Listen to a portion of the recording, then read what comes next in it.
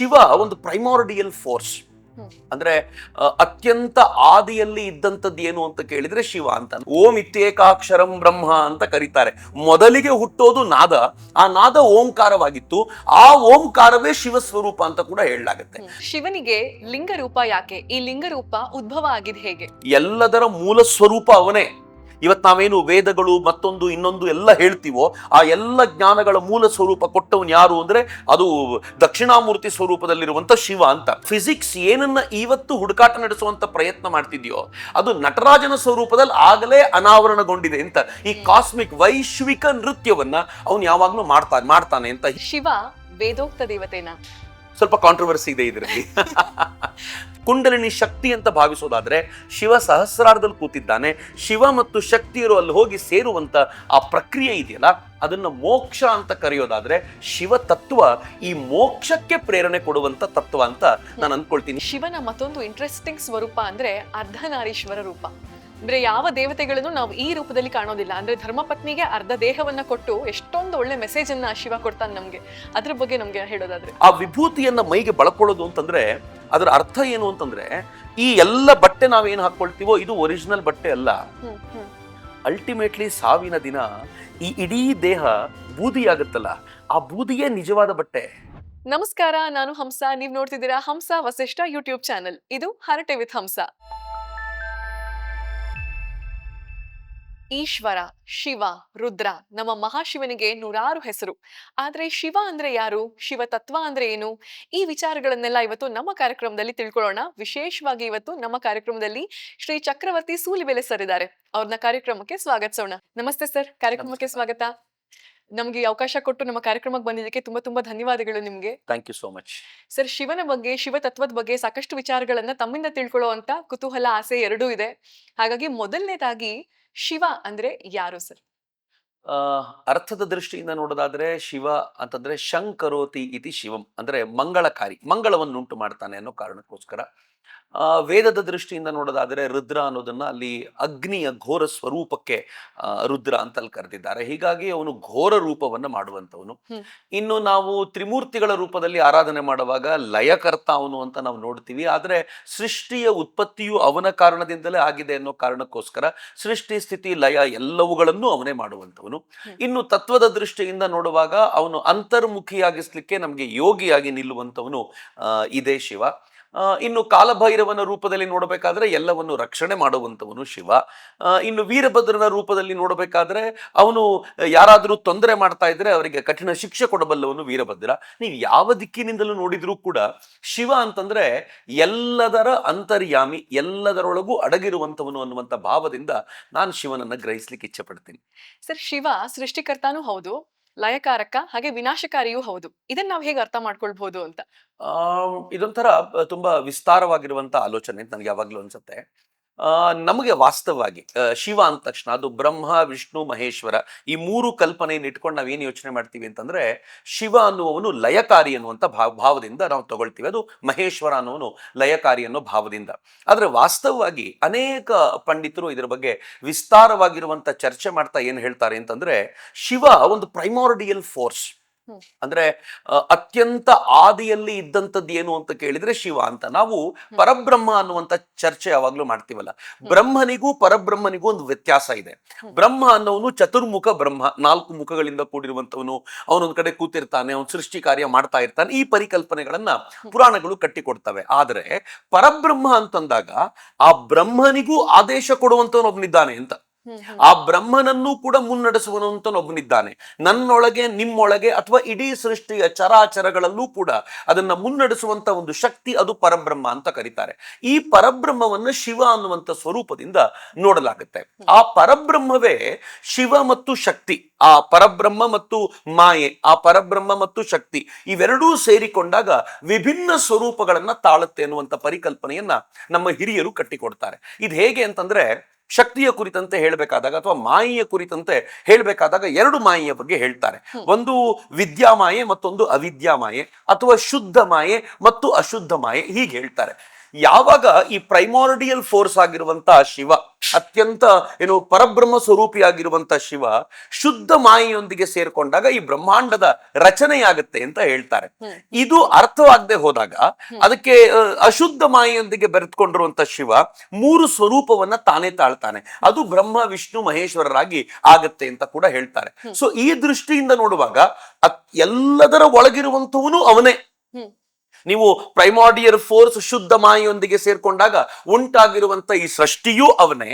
ಆನಂತರ ಇದನ್ನ ಮತ್ತೆ ಅದರೊಳಗೆ ಲಯವನ್ನ ಮಾಡುವವನು ಅವನೇ ಆಗಿದ್ರಿಂದ ಅವನನ್ನ ಸೃಷ್ಟಿಕರ್ತ ಮತ್ತು ಲಯಕರ್ತ ಅಂತ ಕೂಡ ಹೇಳಲಾಗತ್ತೆ ಅಂತ ಈ ದೃಷ್ಟಿಯಿಂದ ಅತ್ಯಂತ ಆಳದಲ್ಲಿ ಇದನ್ನ ಹೇಳ್ತಾರೆ. ಇನ್ನು ತುಂಬಾ ಸ್ಪಷ್ಟವಾಗಿ ಹೇಳ್ಬೇಕು ಅಂದ್ರೆ ಶಿವನ ಬಗ್ಗೆ ಒಂದ್ ಮಾತನ್ನ ಹೇಳ್ತಾರಲ್ಲ, ನಾದ ಬಿಂದು ಕಳಾತೀತ ಶಿವ ಅಂತ ಕರೀತಾರೆ. ಏನಿದು ನಾದ ಅಂತ ಕೇಳಿದ್ರೆ ಅಂದ್ರೆ ಈ ಶಿವ ಶುದ್ಧ ಮಾಯೆಯೊಂದಿಗೆ ಸೇರಿಕೊಂಡಾಗ ಮೊದಲು ನಾದ ಸ್ವರೂಪದಲ್ಲಿ ಕಾಣ್ಕೊಳ್ತಾನಂತ. ಅದು ಸ್ವರೂಪದ ದೃಷ್ಟಿಯಿಂದ ಕಾಣಿಸ್ಕೊಳ್ತಾನೆ. ಯಾವುದು ಈ ನಾದ ಸ್ವರೂಪ? ಮೂಲ ರೂಪದಲ್ಲಿರುವಂತದ್ದು ಯಾವುದು ಅಂದ್ರೆ ಓಂಕಾರ ಅಥವಾ ಪ್ರಣವ ಅಂತ ಕರೀತಾರೆ. ಅದಕ್ಕೆ ಓಂ ಇತ್ಯೇಕಾಕ್ಷರಂ ಬ್ರಹ್ಮ ಅಂತ ಕರೀತಾರೆ. ಮೊದಲಿಗೆ ಹುಟ್ಟೋದು ನಾದ, ಆ ನಾದ ಓಂಕಾರವಾಗಿತ್ತು. ಆ ಓಂಕಾರವೇ ಶಿವ ಸ್ವರೂಪ ಅಂತ ಕೂಡ ಹೇಳಲಾಗುತ್ತೆ. ಸೊ ಆನಂತರ ಇದು ವಸ್ತು ಸ್ವರೂಪವನ್ನ ಪಡ್ಕೊಳ್ಳುತ್ತೆ ಅಂತ. ಸೊ ಈ ರೀತಿ ಶಿವ ಭಿನ್ನ ಭಿನ್ನ ರೂಪಗಳಲ್ಲಿ, ತಾನೇ ಒಬ್ಬನಾಗಿರುವ ಶಿವ ಎಲ್ಲ ರೂಪದಲ್ಲೂ ಕಂಡುಕೊಳ್ಳುವಂತ ಈ ಪ್ರಕ್ರಿಯೆ ಇದೆಯಲ್ಲ, ಇದನ್ನ ನಮ್ಮ ವೇದ ಮಂತ್ರಗಳು ತುಂಬಾ ಚೆನ್ನಾಗಿ ಹೇಳ್ತವೆ. ತಾನೊಬ್ಬನಾಗಿದ್ರೆ ಅದರಲ್ಲಿ ಏನು ಇಂಟ್ರೆಸ್ಟಿಂಗ್ ಸಂಗತಿ ಇಲ್ಲ ಅಂತ, ಬಹುವಾಗಬೇಕು ಅಂತ ಪರಬ್ರಹ್ಮ ಅಂದ್ಕೊಂಡಂತೆ ಆಗ ಸೃಷ್ಟಿ ಆಯ್ತು ಅಂತ. ಹಾಗೆ ಶಿವ ಒಬ್ಬನಾಗಿದ್ರೆ ಏನು ಅಂತ ಬಹುವಾಗಿರುವಂತ ಸ್ವರೂಪವನ್ನ ಪಡ್ಕೊಂಡ. ಹೀಗಾಗಿ ಸೃಷ್ಟಿ ಕಾರ್ಯ ಅವನಿಂದ ಆಯ್ತು. ಆನಂತರ ಅದೇ ಶಿವ ಅವನು ಕಾಲಭೈರವನಾಗಿ ಎಲ್ಲ ಕಾಲವನ್ನ ಮುಗಿಸುವಂತಹ ಹಂತದಲ್ಲಿ ಎಲ್ಲವನ್ನೂ ಸಮೀಕರಣಗೊಳಿಸುವ, ಒಂದರೊಳಗೆ ಬೆಸೆಯುವಂತಹ ಪ್ರಕ್ರಿಯೆ ನಿಲ್ತಾನಲ್ಲ, ಆಗ ಅವನು ವಿನಾಶಕಾರಿ ಆಗ್ತಾನೆ ಅಥವಾ ಲಯಕರ್ತ ಆಗ್ತಾನೆ ಅಂತ ಕೂಡ ನಾವು ಭಾವಿಸ್ತೀವಿ. ಸರ್, ಈಗ ಕಾಲಭೈರವ ಅಂದ ತಕ್ಷಣ ಒಂದ್ ಸಣ್ಣ ಪ್ರಶ್ನೆ ನನಗೆ. ಕಾಲಭೈರವನ ಜೊತೆನಲ್ಲಿ ನಾವು ಸಾಧಾರಣವಾಗಿ ನಾಯಿಯನ್ನ ಕಾಣ್ತೇವೆ. ಶಿವನ ವಾಹನ ನಂದಿ ಅಲ್ವಾ? ಹೀಗೆ ನಾಯಿಯಿಂದ ನಮ್ಗೆ ಏನು ತಿಳಿಸೋದಕ್ಕೆ ಹೊರಟಿದಾರ? ಸಿಗ್ನಿಫಿಕೆನ್ಸ್ ಏನು ಅಂತ? ಒಂದು ಕಾಲಭೈರವ ಶಿವನ ರೂಪಗಳಲ್ಲಿ ತುಂಬಾ ಪ್ರಮುಖವಾದ ಮತ್ತು ನಾವು ತುಂಬಾ ಗಮನಿಸುವಂತ 2 ರೂಪಗಳಲ್ಲಿ ಒಂದು ವೀರಭದ್ರನ ರೂಪ, ಮತ್ತೊಂದು ಕಾಲಭೈರವನ ರೂಪ. ವೀರಭದ್ರ ಹೇಗೆ ಹುಟ್ಟಿದ ಅಂತ ನಮ್ಗೆಲ್ರಿಗೂ ಗೊತ್ತಿದೆ. ಅವನು ದಕ್ಷ ಯಜ್ಞದ ಸಂದರ್ಭದಲ್ಲಿ ಆಗಿರುವಂತ ಶಿವನಿಗಾದಂತ ಅವಮಾನ ಅಥವಾ ಸತಿಯನ್ನ ಕಳ್ಕೊಂಡಿರುವಂತ ಶಿವ ಆಕ್ರೋಶಗೊಂಡು ತನ್ನ ಜಟೆಯನ್ನ ನೆಲಕ್ಕೆ ಬಡದಾಗ ಹುಟ್ಟೋದು ವೀರಭದ್ರ ಅಂತಾರೆ. ಫ್ಯಾಂಟಾಸ್ಟಿಕ್, ಅದೊಂದು ಅದ್ಭುತವಾಗಿರುವಂತ ಪರಿಕಲ್ಪನೆ ಅದು. ಹಾಗೆಯೇ ಕಾಲಭೈರವ ಶಿವನ ಮತ್ತೊಂದು ಸ್ವರೂಪ. ಈ ಕಾಲಭೈರವ ರಕ್ಷಣೆಗೆ ನಿಲ್ಲುವಂತವನು ಅಂತ. ನಾನು ಈ ಭಾರತೀಯ ಚಿಂತನೆಗಳಲ್ಲಿ ದೇವರು ಅಂತ ಏನ್ ಪರಿಕಲ್ಪನೆ ಕಟ್ಕೊಡ್ತೀವಲ್ಲ, ಈ ದೇವರ ಸ್ವರೂಪದ ಬಗ್ಗೆ ನಾವು ತುಂಬಾ ಬಾರಿ ಬಡದಾಡ್ತಾ ಇರ್ತೀವಿ.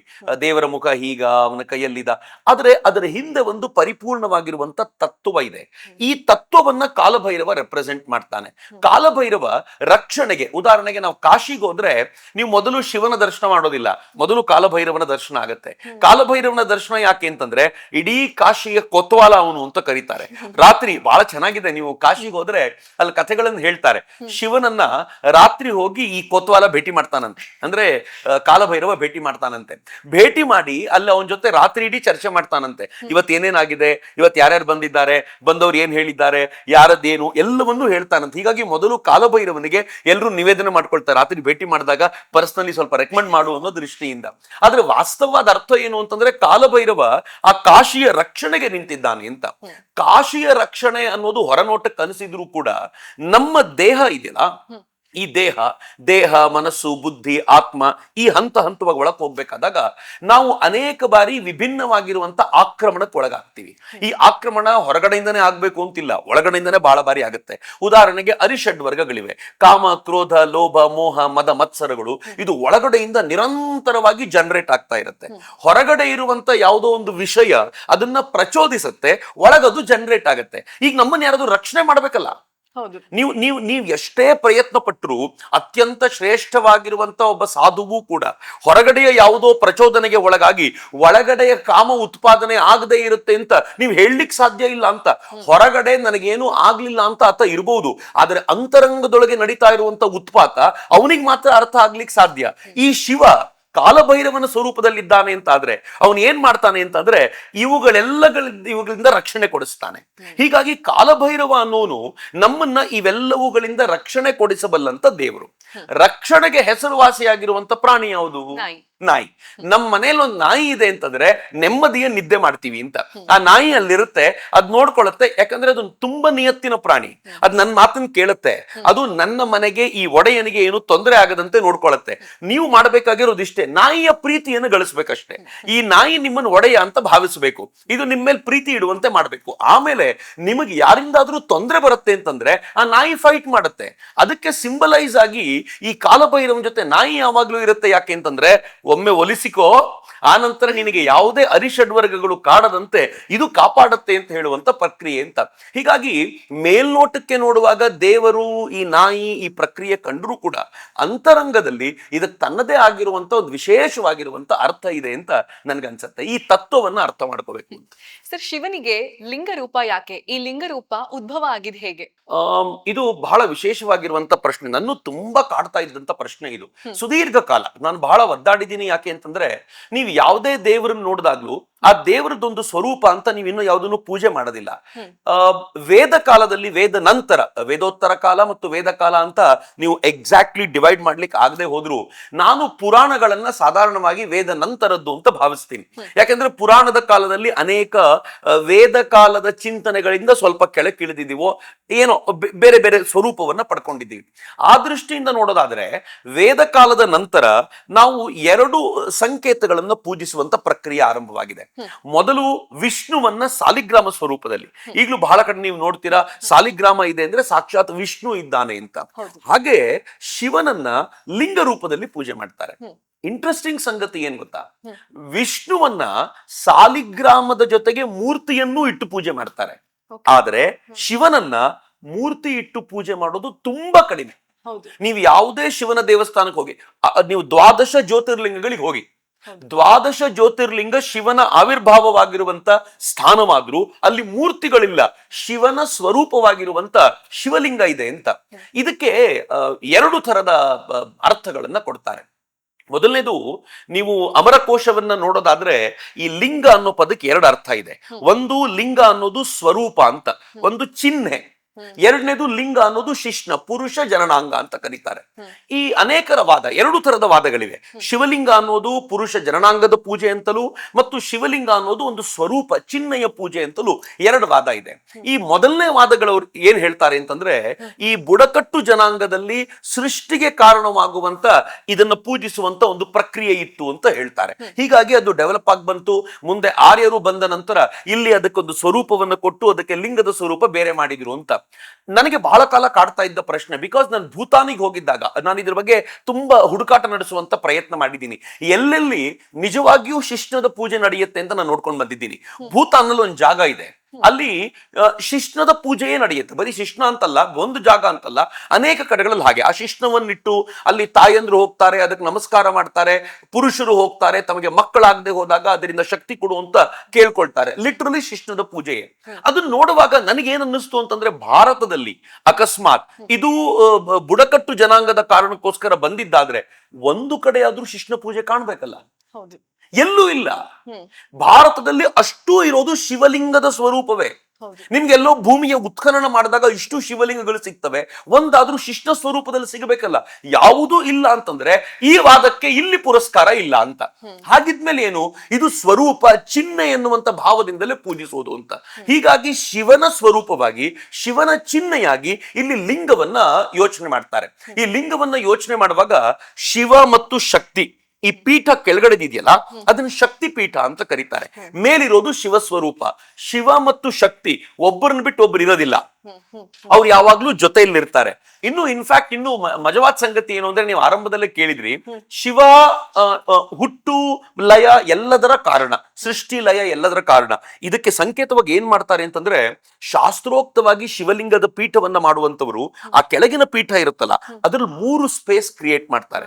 ಅತ್ಯಂತ ಕೆಳಗೆ ಬ್ರಹ್ಮ, ಮಧ್ಯದಲ್ಲಿ ವಿಷ್ಣು, ಮೇಲೆ ಶಿವಪೀಠ ಅಂತ 3 ಪೀಠಗಳನ್ನ ಮಾಡಿ ಅದರ ಲಿಂಗವನ್ನು ಕೂರಿಸುವಂತ ಪ್ರಕ್ರಿಯೆಯೂ ಇದೆ. ಅಂದ್ರೆ ಈ ಲಿಂಗ ಅನ್ನೋದು ಒಟ್ಟಾರೆ ಸೃಷ್ಟಿಯ ಟೋಟಲ್ ಪ್ರಕ್ರಿಯೆ. ಲಿಂಗ ಸಾಧಾರಣವಾಗಿ ರೌಂಡ್ ಶೇಪ್ಡ್ ಅಥವಾ ಅಖಂಡ ಮಂಡಲಾಕಾರ. ಹ್ಮ್. ಅಖಂಡ ಮಂಡಲಾಕಾರಂ ವ್ಯಾಪ್ತಂ ಏನ ಚರಾಚರಂ, ಇಡೀ ಚರಾಚರಗಳು ಅಖಂಡ ಮಂಡಲಾಕಾರದಲ್ಲಿ ವ್ಯಾಪ್ತಗೊಂಡಿವೆ ಅಂತ. ನೀವು ಇದನ್ನು ಸೈನ್ಸ್ ಜೊತೆ ಕನೆಕ್ಟ್ ಮಾಡೋದಾದ್ರೆ ಭೂಮಿ ಸೂರ್ಯನ ಸುತ್ತ ಸುತ್ತು ಹಾಕುತ್ತೆ. ಹೌದು. ಯಾವ ಆಕಾರದಲ್ಲಿ ಸುತ್ತುತ್ತೆ? ಇಟ್ಸ್ ನಾಟ್ ಸರ್ಕ್ಯುಲರ್, ಹಾ. ಇದು ಎಲಿಪ್ಟಿಕಲ್ ಆಕಾರ. ಎಲಿಪ್ಟಿಕಲ್ ಅನ್ನೋದನ್ನ ಅಖಂಡ ಮಂಡಲ ಅಂತ ನೀವು ಕರೆಯೋದಾದ್ರೆ, ನೀವು ವಿಸ್ತಾರವಾಗಿರುವಂತ ಒಂದು ಮಂಡಲ ಅಂತ ಕರೆಯೋದಾದ್ರೆ, ಅಖಂಡ ಮಂಡಲಾಕಾರ ಅನ್ನೋದು ಇಡೀ ಸೃಷ್ಟಿಯನ್ನ ವ್ಯಾಪಿಸಿಕೊಂಡಿರುವಂತ ಆಕಾರವಾಗಿರೋದ್ರಿಂದ ಶಿವಲಿಂಗ ಅನ್ನೋದು ಈ ಸ್ವರೂಪದಲ್ಲಿದೆ ಅಂತ. ಬಾ. ಹೀಗಾಗಿ ಆ ಶಿವಲಿಂಗವನ್ನು ಆಲೋಚನೆ ಮಾಡುವಾಗ ನಾವು ಬರೀ ಎದುರುಗಡೆ ಇರುವಂತ ಒಂದು ಸ್ವರೂಪವನ್ನು ಆಲೋಚನೆ ಮಾಡದೆ ಇಡೀ ಸೃಷ್ಟಿಯನ್ನ ಅದರೊಳಗೆ ಆವರಿಸಿಕೊಳ್ಳುವಂತ ಸ್ವರೂಪವನ್ನ ಕಲ್ಪಿಸ್ಕೊಳ್ತೀವಲ್ಲ. ಹೀಗಾಗಿ ಭಗವಂತನ ಮುಂದೆ ಕೂತಿರುವಾಗ ಅವನು ಬರೀ ಶಿವನಷ್ಟೇ ಅಲ್ಲದೆ ಇಡೀ ಸೃಷ್ಟಿಯೇ ಅಲ್ಲಿದೆ ಎನ್ನುವಂತ ಭಾವದಿಂದ ಸೃಷ್ಟಿಗೆ ಕಾರಣವಾಗುವ ಬೀಜ ಅಲ್ಲಿದೆ ಅಂತ. ಅಂಡ್ ಬೀಜದ ಸ್ವರೂಪವೂ ಹಾಗೆ ಇರುತ್ತೆ. ನೀವು ಯಾವುದೇ ಬೀಜವನ್ನು ತೆಗೆದು ನೋಡಿದ್ರು ಅದು ಶಿವಲಿಂಗದ ಆಕಾರ ಸಾಧಾರಣವಾಗಿ ರಿಸೆಂಬಲ್ ಆಗುತ್ತೆ. ನೀವು ಸ್ಪೆರಿಕಲ್ ಆಗಿರುವಂತ ಆ ಆಕಾರವನ್ನು ನೋಡಿದಾಗ ನಿಮ್ಗೆ ಗೊತ್ತಾಗುತ್ತೆ ಅದು ಬೀಜ ಸ್ವರೂಪದಲ್ಲಿರುವಂಥದ್ದು. ಪರಮಾತ್ಮ ನಮ್ಮೊಳಗೆ ಬೀಜ ಸ್ವರೂಪದಲ್ಲಿ ಅಡಗಿದ್ದಾನೆ. ಅವನು ವಿಶಾಲ ವೃಕ್ಷವಾಗೋದಕ್ಕೆ ನಮ್ಮ ನಾವು ಅಣಿ ಮಾಡಿಕೊಳ್ಳಬೇಕು ಅನ್ನೋದು ಈ ಶಿವನ ಮುಂದೆ ಕೂತಾಗ ಅರಿವಾಗುವಂತ ಸಂಗತಿ ಅಂತ ಅನ್ಸುತ್ತೆ ನನಗೆ. ಸರ್, ಓಂ ನಮ ಶಿವಾಯ ಈ ಮಂತ್ರದ ಅರ್ಥ ಏನು? ಇದರ ಮಹತ್ವ ಏನು? ಶಿವ ನಾನು ಹೇಳಿದಂತೆ ಮಂಗಳಕಾರಿ, ಅವನು ಮಂಗಳವನ್ನು ಉಂಟು ಮಾಡ್ತಾನೆ. ಇನ್ನೊಂದು ಅರ್ಥ ಶಿವ ಅನ್ನೋದು ವಾಯ್ಡ್ ಅಂತ, ಶೂನ್ಯ ಅಂತ. ಅವನು ಶೂನ್ಯವಾಗಿರುವಂತವನು ಅಂತ. ಶೂನ್ಯ ಮತ್ತು ಅನಂತ ಇದೆಯಲ್ಲ, ಇದು ಬಹುಶಃ ಜಗತ್ನಲ್ಲಿ ಎರಡು ದೊಡ್ಡ ಇನ್ವೆನ್ಷನ್ ಅಂತ ನನಗೆ ಯಾವಾಗ್ಲೂ ಅನ್ಸುತ್ತೆ. ನೀವು ಶೂನ್ಯವನ್ನ ಕಲ್ಪಿಸ್ಕೊಳ್ಳಿಕ್ ಸಾಧ್ಯವೇ ಇಲ್ಲ ಹಂಸ ಅವ್ರೆ. ನೀವು ಒಂದನ್ನ ಕಲ್ಪಿಸ್ಕೊಳ್ಬಹುದು, 5 ಕಲ್ಪಿಸ್ಕೊಳ್ಬಹುದು, 100 ಕಲ್ಪಿಸ್ಕೊಳ್ಬಹುದು. ಶೂನ್ಯವಾಗಿರೋದನ್ನ ಇಮ್ಯಾಜಿನ್ ಮಾಡ್ಲಿಕ್ಕೆ ಆಗದೇ ಇಲ್ಲ. ನೀವು ಮನಸ್ಸನ್ನ ಮನಸ್ಸು ಕಣ್ಣು ಮುಚ್ಕೊಂಡು ಮನಸ್ಸನ್ನ ಧ್ಯಾನಿಸಿ, ಒಂದು ಕ್ಷಣ ಶೂನ್ಯವಾಗೋದಿಲ್ಲ ಮನಸ್ಸು. ಹಾಗಿರುವಾಗ ಈ ತರದೊಂದು ಇಮ್ಯಾಜಿನೇಷನ್ ಇದೆಯಲ್ಲ, ಒಂದು ಶೂನ್ಯ ಅಂತ ಇರುತ್ತೆ. ಈ ಶೂನ್ಯಕ್ಕೆ ಪ್ರತಿಯಾಗಿ ಅನಂತವಾಗಿರುವಂತ ಪರಿಕಲ್ಪನೆ ಮತ್ತೊಂದಿದೆ. ಅನಂತವಾಗಿರೋದು ಅಷ್ಟೇ. ನೀವು ಹಿಮಾಲಯವನ್ನ ಕಂಡಾಗ, ಸಾಗರವನ್ನ ಕಂಡಾಗ, ಎಂದೂ ತೀರದೇ ಇರುವಂತ ಈ ಸಂಗತಿಯನ್ನು ಯೋಚನೆ ಮಾಡುವಾಗ ಇದು ಅನಂತವಾಗಿರುವಂತದ್ದು ಅನ್ನೋ ಪರಿಕಲ್ಪನೆ ಇದೆಯಲ್ಲ, ಇದು ಶಿವನಿಗೆ ಸಂಬಂಧಪಟ್ಟಿದ್ದು.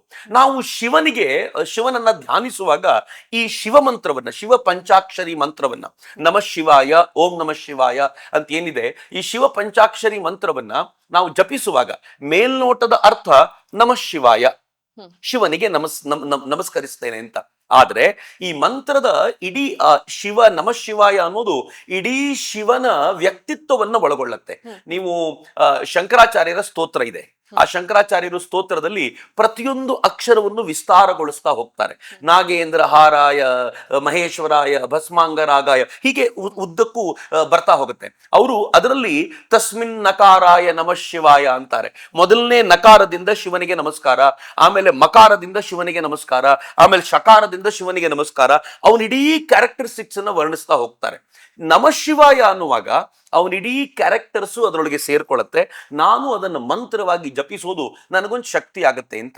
ನಾನು ಓಶೋರವರ ಶಿವಸೂತ್ರಗಳನ್ನು ಓದಿದ್ದೀನಿ. ಬಹಳ ಅದ್ಭುತವಾಗಿರುವಂತ ವ್ಯಾಖ್ಯಾನ, ಪ್ರತಿಯೊಬ್ಬರು ಕೇಳಲೇಬೇಕಾಗಿರುವಂತ ವ್ಯಾಖ್ಯಾನ. ಅದನ್ನ ಹೇಳ್ಬೇಕಾದ್ರೆ ಅವ್ರು ಹೇಳ್ತಾರೆ, ಈ ಮಂತ್ರದ ವೈಶಿಷ್ಟ್ಯ ಏನು ಅಂತಂದ್ರೆ, ಈ ಮಂತ್ರ ನೀವು ಜಪ ಮಾಡ್ತಾ ಮಾಡ್ತಾ ಮಾಡ್ತಾ ಮಾಡ್ತಾ ಅದು ನಿಮ್ಮೊಳಗಿನ ಶಕ್ತಿಯನ್ನ ಅನಾವರಣಗೊಳಿಸುತ್ತಾ ಹೋಗುತ್ತೆ ಅಂತ. ಇದು ಹೇಗೆ ಅಂತಂದ್ರೆ, ನೀವು ಹಾಲಿಗೆ ಹೆಪ್ಪಾಕಿ ಅದು ಮೊಸರಾಗುತ್ತೆ, ಆನಂತರ ಕಡಿಬೇಕು ಅಂತ ಅದನ್ನ ಕೂತ್ಕೋತೀವಿ. ಕಡಿಯುವಾಗ ಏನ್ ಮಾಡ್ತೀವಿ ಅಂತಂದ್ರೆ, ಒಂದೇ ಆಂಗಲ್ ನಲ್ಲಿ ನಿರಂತರವಾಗಿ ಕಡಿಯೋದು. ಒಂದೇ ಆಂಗಲ್. ನೀವು ಈಗ ಸ್ವಲ್ಪ ಕೆಳಗೆ, ಮತ್ತೊಂದು ಸ್ವಲ್ಪ ಮೇಲೆ, ಆಮೇಲೆ ಎಲ್ಲೋ ಆಚೆ ಇಟ್ಟೆಲ್ಲ ಕಡಿದ್ರೆ ಬರೋದಿಲ್ಲ. ಒಂದೇ ತರ ನೀವು ಕೆಲವು ಹೊತ್ತು ಕಡಿದು ಬಿಟ್ರೆ ಅದ್ರೊಳಗಿಂದ ಬೆಣ್ಣೆ ಬರುತ್ತೆ ಅಂತ. ಈ ಮಂತ್ರ ಅನ್ನೋದು ಕಡೆಗೋಲಿದ್ದಂತೆ. ಈ ಕಡೆಗೋಲನ್ನ ಒಳಗ್ ಹಾಕಿ ನಾವು ನಿರಂತರವಾಗಿ ಜಪ ಮಾಡ್ತಾ ಒಂದೇ ತರ ಅದನ್ನ ಕಡಿತಾ ಇದ್ರೆ ಒಳಗಿನಿಂದ ಸೃಷ್ಟಿಗೆ ಕಾರಣವಾಗಿರುವಂತ ಪರಮಾತ್ಮ ನನ್ನೊಳಗೆ ಮೋಕ್ಷ ಅನ್ನುವ ಬೆಣ್ಣೆಯನ್ನ ಉತ್ಪಾದಿಸ್ತಾನೆ ಅಂತ ನಾವು ಆಲೋಚನೆ ಮಾಡೋದಾದ್ರೆ, ಈ ಮಂತ್ರದ ಮನನಾತ್ರಾಯತೆ ಇತಿ ಮಂತ್ರ ಅಂತ ನಾವು ಅನ್ಕೊಳ್ಳೋದು ನಿಜವೇ ಆದ್ರೆ, ಆ ಮಂತ್ರ ನಿಜವೇ ಆದ್ರೆ, ನಾವು ನಿರಂತರವಾಗಿ ಇದನ್ನು ಜಪಿಸೋದ್ರಿಂದ ತ್ರಾಯತೆ, ಶಿವ ಅನ್ನೋ ಪದವನ್ನ ನೀವು ಹರ ಅಂತ ತಗೊಳ್ಳೋದಾದ್ರೆ, ಹರಿ ಮತ್ತು ಹರ ಎರಡು ಪದಗಳಲ್ಲ. ಹರ ಅಂತಂದ್ರೆ ಅದು ಹರಿಣಿ ಅಥವಾ ನಮ್ಮ ಪರಿಹರಿಸುವಂತ, ಕಷ್ಟಗಳಿಂದ ಪರಿಹರಿಸುವಂತ, ನಮ್ಮನ್ನ ದುಃಖಗಳಿಂದ ಪರಿಹರಿಸುವಂತದ್ದು ಆಗಿರೋದ್ರಿಂದ ಯಾರು ನಮಃ ಶಿವಾಯ ಮಂತ್ರವನ್ನ ನಿರಂತರವಾಗಿ ಜಪಿಸ್ತಾರೋ ಅವರು ದುಃಖಗಳಿಂದ ಪಾರಾಗ್ತಾರೆ, ಕಷ್ಟಗಳಿಂದ ಪಾರಾಗ್ತಾರೆ ಅನ್ನೋದು ಕೂಡ ಇದರ ಅರ್ಥ ಇದೆ ಅಂತ. ಸರ್, ಶಿವ ವೇದೋಕ್ತ ದೇವತೆನಾ? ಸ್ವಲ್ಪ ಕಾಂಟ್ರವರ್ಸಿ ಇದೆ ಇದರಲ್ಲಿ.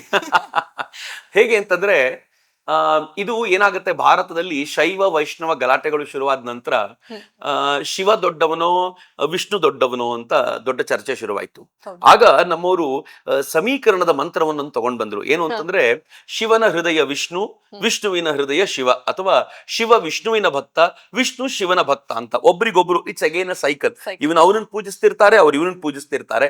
ನೀವು ಕೆಲವು ಕಡೆ ಹೋದ್ರೆ ರಾಮನೇ ಶಿವನ ಲಿಂಗವನ್ನ ರಾಮೇಶ್ವರದಲ್ಲಿ ಪ್ರತಿಷ್ಠಾಪನೆ ಮಾಡಿದ ಅಂತ ನಾವು ಹೇಳ್ತೀವಿ. At the same time Anjaneya ಯಾರು ಅಂತ ಕೇಳಿದ್ರೆ ಅದು ಶಿವನ ಅವತಾರ ಅಂತ ನಾವು ಕರಿತೀವಿ. ಈ ಎಲ್ಲ ಪರಿಕಲ್ಪನೆಗಳನ್ನು ಕಂಡಾಗ ನಮ್ಮವರನ್ನು ಸಮನ್ವಯ ಮಾಡುವಂತ ಪ್ರಯತ್ನ ಮಾಡಿದ್ರು. ಆದ್ರೆ ವೇದಗಳಲ್ಲಿ ಶಿವನ ಉಲ್ಲೇಖ ಇದೆಯಾ? ಇಲ್ಲವೇ ಇಲ್ಲ ಅಂತ ಹೇಳಲಿಕ್ಕೆ ಬರೋದಿಲ್ಲ, ತುಂಬಾ ಕಡಿಮೆ ಸ್ಥಳಗಳಲ್ಲಿದೆ. ಆದ್ರೆ ರುದ್ರನ ಉಲ್ಲೇಖ ಇದೆ. ರುದ್ರನ ಉಲ್ಲೇಖ ಹೇಗ್ ಬರುತ್ತೆ ಅಂತಂದ್ರೆ, ಅಗ್ನಿಗೆ ಎರಡು ರೂಪಗಳು. ಒಂದು ರೂಪ ಶಾಂತ ಸ್ವರೂಪ. ಈ ಶಾಂತ ಸ್ವರೂಪದಲ್ಲಿರುವಂತ ಅಗ್ನಿ ಹೇಗಿರ್ತಾನೆ ಅಂತಂದ್ರೆ, ಆ ಅಗ್ನಿಯ ಕಾರಣಕ್ಕೋಸ್ಕರ ಜೀವಚರಗಳು ಹುಟ್ಟುತ್ತವೆ. ಈಗ ಅಗ್ನಿ ಇಲ್ಲದೆ ಹೋದ್ರೆ, ಆ ಉದಾಹರಣೆಗೆ ನನ್ನ ಒಳಗೆ ಒಂದು ಜಠರಾಗ್ನಿ ಇದೆ. ಈ ಜಠರಾಗ್ನಿ ಇರೋದ್ರಿಂದ ನಾನು ತಿಂದಿರುವ ಆಹಾರ ಎಲ್ಲ ಪಚನವಾಗುತ್ತೆ. ಈ ಜಠರಾಗ್ನಿ ಘೋರ ರೂಪವ? ಇಲ್ಲ, ಅದು ಶಾಂತ ರೂಪ. ಅದು ಅಗ್ನಿ ಉರಿತಾ ಇರುತ್ತೆ, ಅದರೊಳಗೆ ಬಿದ್ದದನ್ನೆಲ್ಲ ಭಸ್ಮ ಮಾಡ್ತಾ ಹೋಗುತ್ತೆ, ಶಾಂತ ರೂಪ. ಈ ತರದ ಅಗ್ನಿ ಪ್ರತಿಯೊಂದು ಜೀವಚರಗಳಲ್ಲಿ ಇರೋದ್ರಿಂದ ಅವುಗಳು ಉತ್ಪತ್ತಿಯಾಗ್ತವೆ, ಅವುಗಳು ರಿಪ್ರೊಡ್ಯೂಸ್ ಮಾಡ್ತವೆ, ಅವುಗಳು ತಮ್ಮ ಜೀವನವನ್ನ ನಡೆಸ್ತವೆ. ಅಗ್ನಿಯಲ್ಲಿ ಶಾಂತ ಸ್ವರೂಪ. ಅದೇ ಅಗ್ನಿ ಎಲ್ಲವನ್ನು ನಾಶ ಮಾಡಬೇಕು ಅಂತ ನಿಂತಿರೋದು ಅದು ಘೋರ ಸ್ವರೂಪ. ಅಲ್ಲಿ ವೇದಗಳಲ್ಲಿ ಈ ರುದ್ರನನ್ನ ಹೇಳಬೇಕಾದಾಗ ಅವನ ಘೋರ ಸ್ವರೂಪದ ಪರಿಕಲ್ಪನೆಯನ್ನ ಕಟ್ಟಿಕೊಡ್ತಾರೆ. ರುದ್ರ ಅಂದ್ರೆ ಹಾಗಿರ್ತಾನೆ ಅಂತ. ಹೀಗಾಗಿ ನಮ್ಗೆ ಶಿವನನ್ನ ಕಂಡಾಗೆಲ್ಲ ಆ ಭಾವನೆ. ಆನಂತರ ಅದೇ ವೇದಗಳಲ್ಲಿ ಇದೇ ರುದ್ರನನ್ನ ನೀವು ರುದ್ರ ಮಂತ್ರವನ್ನ ಹೇಳಬೇಕಾದಾಗ ಆ ರುದ್ರದಲ್ಲಿ ತುಂಬಾ ಸ್ಪಷ್ಟವಾಗಿ ಹೇಳಲಾಗುತ್ತೆ, ಇವನೇ ಮಹೇಶ್ವರ, ಇವನೇ ತ್ರ್ಯಂಬಕ, ಇವನೇ ತ್ರಿಪುರಾಂತಕ, ಇವನೇ ಎಲ್ಲವೂ ಅಂತ. ಹೀಗಾಗಿ ಆ ಶಿವನನ್ನ ಮತ್ತು ರುದ್ರನನ್ನ ಸಮೀಕರಿಸಿರೋದ್ರಿಂದ ಅದೇ ಶಿವ, ಈ ರುದ್ರ, ಈ ರುದ್ರನೇ ಆ ಶಿವ ಎನ್ನುವಂತ ಪರಿಕಲ್ಪನೆ ಕಟ್ಕೋಬಹುದು. ಹೀಗಾಗಿ ವೇದ ಕಾಲದ ಶಿವ ಅಂತಂದ್ರೆ ಶಿವನೇ ಅಂತ ಹೇಳ್ಬೋದು ಅಂತ ನನಗನ್ಸುತ್ತೆ. ಸರ್, ಈಗ ನಾವು ಸಾಕಷ್ಟು ಕಡೆ ಕಾಳಿ ದೇವಿಯ ಒಂದು ಫೋಟೋ ನೋಡ್ತೀವಿ. ಅದರಲ್ಲಿ ದೇವಿ ಶಿವನ ಮೇಲೆ ಕಾಲಿಟ್ಕೊಂಡು ನಿಂತಿರ್ತಾಳೆ. ಯಾಕೆ ಈ ತರ ಅಂತ ಕನ್ಫ್ಯೂಸಿಂಗ್ ಅನ್ಸ್ಬಿಡತ್ತೆ ಅಲ್ಲ, ಬಹಳ ಗಾಬರಿನೂ ಅನ್ಸತ್ತೆ. ನಾವು ದೇವರುಗಳ ಪರಿಕಲ್ಪನೆ ಮಾಡ್ಕೊಳ್ಳುವಾಗ ಆ ದೇವರನ್ನ ಸುಂದರ ಸ್ವರೂಪದಲ್ಲಿ ನೋಡ್ಬಿಟ್ಟಿದೀವಿ. ಅವ್ರಿಗೊಂದು ಫ್ಯಾಮಿಲಿ ಇರುತ್ತೆ, ಅಂದ್ರೆ ನಮ್ಮೊಳಗೆ ಏನೇನಿದೆಯೋ ಅದೆಲ್ಲ ದೇವರೊಳಗೆ ಆರೋಪ ಮಾಡಿ ಅವ್ರನ್ನೊಂದು ಒಂದು ಅದ್ಭುತವಾಗಿರುವಂತ ಫ್ಯಾಮಿಲಿ, ಒಂದ್ ಚಂದದ ಫ್ಯಾಮಿಲಿ ಅಂತೆಲ್ಲ ಮಾಡ್ಕೊಂಡಿದೀವಿ. ಶಿವನ ಫ್ಯಾಮಿಲಿಯ ವೈಶಿಷ್ಟ್ಯ ಏನು ಅಂತಂದ್ರೆ, ಅವನ ಪತ್ನಿ ಪಾರ್ವತಿ ಇದ್ದಾಳಲ್ಲ, ಆ ಪಾರ್ವತಿ ಕಾಳಿಯೂ ಹೌದು. ಒಂದು ಸುಂದರವಾಗಿರುವಂತ ಕಥೆ ಬರುತ್ತೆ. ರಾವಣ ಶಿವನ ಕುರಿತಂತೆ ತಪಸ್ಸು ಮಾಡ್ತಾನೆ, ಆತ್ಮಲಿಂಗ ಬೇಕಿರುತ್ತೆ ಅವನಿಗೆ. ಶಿವ ಭೋಳ ಕೂಡ, ಶಿವ ಭಾರಿ ದೊಡ್ಡ ಪಂಡಿತ. ಶಿವ ಅವನ ಅವನ ಅವನ ಕ್ಯಾರೆಕ್ಟರಿಸ್ಟಿಕ್ ಅದ್ಭುತ. ಶಿವ ಎಷ್ಟು ದೊಡ್ಡ ಪಂಡಿತ ಅಂತಂದ್ರೆ, ಅಥವಾ ಎಷ್ಟು ದೊಡ್ಡ ಜ್ಞಾನಿ ಅಂತಂದ್ರೆ, ಅವನನ್ನು ದಕ್ಷಿಣಾಮೂರ್ತಿಯಾಗಿ ಗುರುವಿನ ಸ್ವರೂಪದಲ್ಲಿ ಆರಾಧನೆ ಮಾಡ್ತೀವಿ. ಎಲ್ಲದರ ಮೂಲ ಸ್ವರೂಪ ಅವನೇ. ಇವತ್ ನಾವೇನು ವೇದಗಳು ಮತ್ತೊಂದು ಇನ್ನೊಂದು ಎಲ್ಲ ಹೇಳ್ತೀವೋ, ಆ ಎಲ್ಲ ಜ್ಞಾನಗಳ ಮೂಲ ಸ್ವರೂಪ ಕೊಟ್ಟವನು ಯಾರು ಅಂದ್ರೆ ಅದು ದಕ್ಷಿಣಾಮೂರ್ತಿ ಸ್ವರೂಪದಲ್ಲಿರುವಂತ ಶಿವ ಅಂತ, ಆ ಪರಿಯವನು. ಆದ್ರೆ at the same time Shiva Bholashankar ಕೂಡ ಹೌದು.